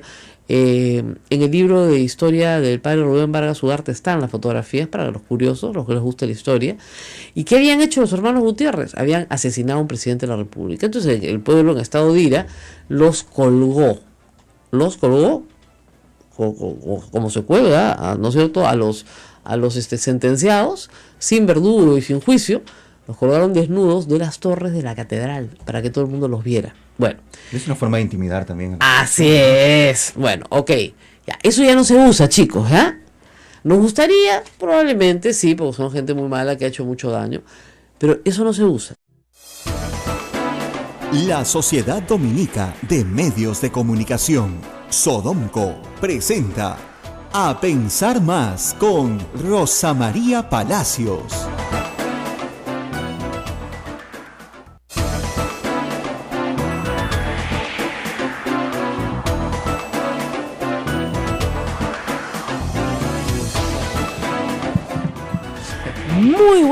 Muy buenos días, son las 8 de la mañana, estamos en Radio Santa Rosa transmitiendo a través de la Sociedad Dominica de Medios de Comunicación para todo el país. Y hoy día es un día importante en la política peruana porque hoy hoy, finalmente, en el Pleno del Congreso, un mes después, se va a discutir el otorgamiento de facultades legislativas al Ejecutivo. ¿Esto qué quiere decir? ¿Que ya van a salir las leyes mañana? No. Quiere decir que le dan permiso, ¿no es cierto?, al Ejecutivo para que saque leyes. Esas leyes que saque el Ejecutivo se llaman decretos legislativos. No se llaman leyes, se llaman decretos legislativos. Pero lo que pidió el ministro Fernando Zavala, por supuesto, ha salido recortadito, ¿no? Con cuestiones absurdas ayer en la Comisión de Constitución que felizmente ya resolvieron, incluso hasta con la desnaturalización de instituciones. Es decir, miren, había un grupo de fujimoristas ayer muy entusiasta pidiendo que las normas que se van a publicar se prepubliquen con 7 días de anticipación. Ellos parecen haber olvidado que si no les gusta un decreto legislativo, lo pueden derogar en el acto. Pero en el acto, ¿saben por qué? Porque son el Congreso. Lo que no les guste, lo pueden derogar. Tienen derecho de veto del resultado final. Parece que no entendieran eso. Claro, si el resultado final es popular y ellos lo van a derogar, pues ya están en un problema. La segunda cosa que sí logró el aprismo y el fujimorismo unidos, jamás serán vencidos, es que la OMPE no pueda tener acceso a información sospechosa financiera. Esto es grave y les explico por qué. La OMPE tiene la Gerencia de Supervisión de Fondos Partidarios. Esa gerencia solamente trabaja con la información que le proveen los partidos y con pocos instrumentos, la verdad, como la información que le proveen en ciertos momentos los medios de comunicación sobre la publicidad contratada o los mismos operativos que ellos hacen para sacar una, ¿cómo les explico? Una cuantificación del gasto de un mitin, por ejemplo. Entonces, con esa información trabajan para saber si los partidos están mintiendo o no. Imagínense ustedes que la Unidad de Inteligencia Financiera tenga información valiosa sobre cómo el narcotráfico ha financiado una campaña política y cómo esos gastos se han realizado sin dar cuenta a la OMPE. Bueno, de acuerdo al proyecto que enorgullece ayer en Twitter a Jorge del Castillo y a sus compañeros de bancada, eso no se puede compartir. No vaya a ser que nos enteremos, ¿no?, de que el candidato por el cual vamos a votar es narco. No vaya a ser, ¿no? No vaya a ser. ¿Por qué? ¿Cuál es la lógica detrás de todo esto? No, pues la Unidad de Inteligencia Financiera saca un informe y claro, no hay una sentencia, eso es verdad. Y hay una presunción de inocencia, eso también es verdad. Pero, no es por nada, ¿no? Pero a mí me gustaría saber de dónde sale la plata para financiar tal o cual cosa. Y si sale de fulano de tal que está siendo procesado por narcotráfico, creo que me gustaría saber, ¿no es cierto?, cómo afecta eso al candidato por el cual voy a votar. Si tuviéramos esa información, les aseguro que el Congreso hoy sería muy distinto. Pero la verdad es que ese es un asunto que ha ganado el fujimorismo. Una pena. Pero tarde o temprano todos van a caer, queridos, porque la justicia de Dios es infinita. Mañana tenemos la misa del Señor de la Justicia. La otra cosa que quiero resaltar es que ha habido 2 grandes distractores esta semana, ¿no es cierto? El mausoleo, la marihuana, de la cual hablaremos seguramente en estos días, para no hablar de 2 temas muy graves. En el Perú se utilizó un horno para quemar gente en los sótanos del Servicio de Inteligencia en el Pentagonito. Eso pasó en el Perú, no pasó hace 200 años, no es un problema de la colonia, no pasó en la época de Odría, pasó durante el gobierno de Alberto Fujimori. Gente fue secuestrada, ese no es el delito de terrorismo, fue desaparecida, es decir, asesinada, y sus cuerpos se metieron a un horno crematorio. Las pruebas encontradas son lo suficientemente contundentes para haber condenado a 22 años a Vladimiro Montesinos y al general Hermosa, que los 2 están presos, por supuesto. 22 años más a sus condenas. Encontraron una inspección en el 2004, imagínense ustedes, habiendo pasado tantos años ya, más de 6 años de la desaparición o 7 años de las desapariciones, en una inspección ocular encontraron un pequeño hueso humano, de un dedo. Nadie pues quema sus huesos, ¿no? Porque le provoca, ¿no? En los sótanos del Servicio de Inteligencia, del Ejército, el CIE. Esa que debería ser la noticia más importante, ¿no es cierto? Imagínense ustedes, se han utilizado hornos para quemar a seres humanos. Esperemos, digamos, que hayan tenido misericordia, ¿no? Claro, esperemos que hayan tenido misericordia y que los hayan quemado muertos, ¿no? Esperemos. No sabemos qué pasó ahí. Pero el problema central en este caso es que la noticia es el mausoleo, la marihuana, ¿no? El escandalete, ¿no? La señora que le pega al policía. Y no estamos hablando de un asunto que es central. O sea, el gobierno de Alberto Fujimori tuvo hornos en el servicio de inteligencia para incinerar cuerpos de personas que habían sido torturadas. ¿Ok? Por eso, me explicaban ayer, es que el fujimorismo no quiere hablar de conflicto armado interno. Quiere subsumir todo en un solo tipo penal, terrorismo. Pero no quiere hablar de secuestro, no quiere hablar de desaparición, no quiere hablar de destrucción de propiedad pública y privada, confiscación de bienes privados. Hasta ahora a Gorriti no le devuelve su computadora, etcétera. Todo eso pasó en ese espacio de tiempo y por lo tanto se llama conflicto armado interno, porque además ya les he explicado 100 veces que no puede llamarse guerra. Entonces, en ese espacio de tiempo ocurrieron, ¿no es cierto?, un sinnúmero de delitos.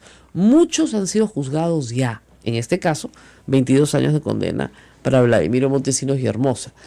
Otros no, porque evidentemente los nombres de las personas que participaron en esos hechos no son conocidas. Caso, ¿no es cierto?, la masacre de Acomarca. Telmo Hurtado se le asignó la condición de el loquito del ejército que se volvió loco y mató a toda la población. Y durante el proceso, Telmo Hurtado, lo hemos discutido acá, dijo: yo no me volví loco, yo cumplí las órdenes de mis generales. Y mis generales me ordenaron matar a toda esa gente y yo la maté. Mujeres, niños, bebitos, todos asesinados. Ya, ¿eso qué es terrorismo? No, eso es asesinato. Es un tipo penal distinto al terrorismo, pero en el mismo espacio de tiempo y vinculado a los mismos hechos. ¿Por qué los mataron? Porque iban a ser terroristas los niños cuando crecieron. Esa era la lógica.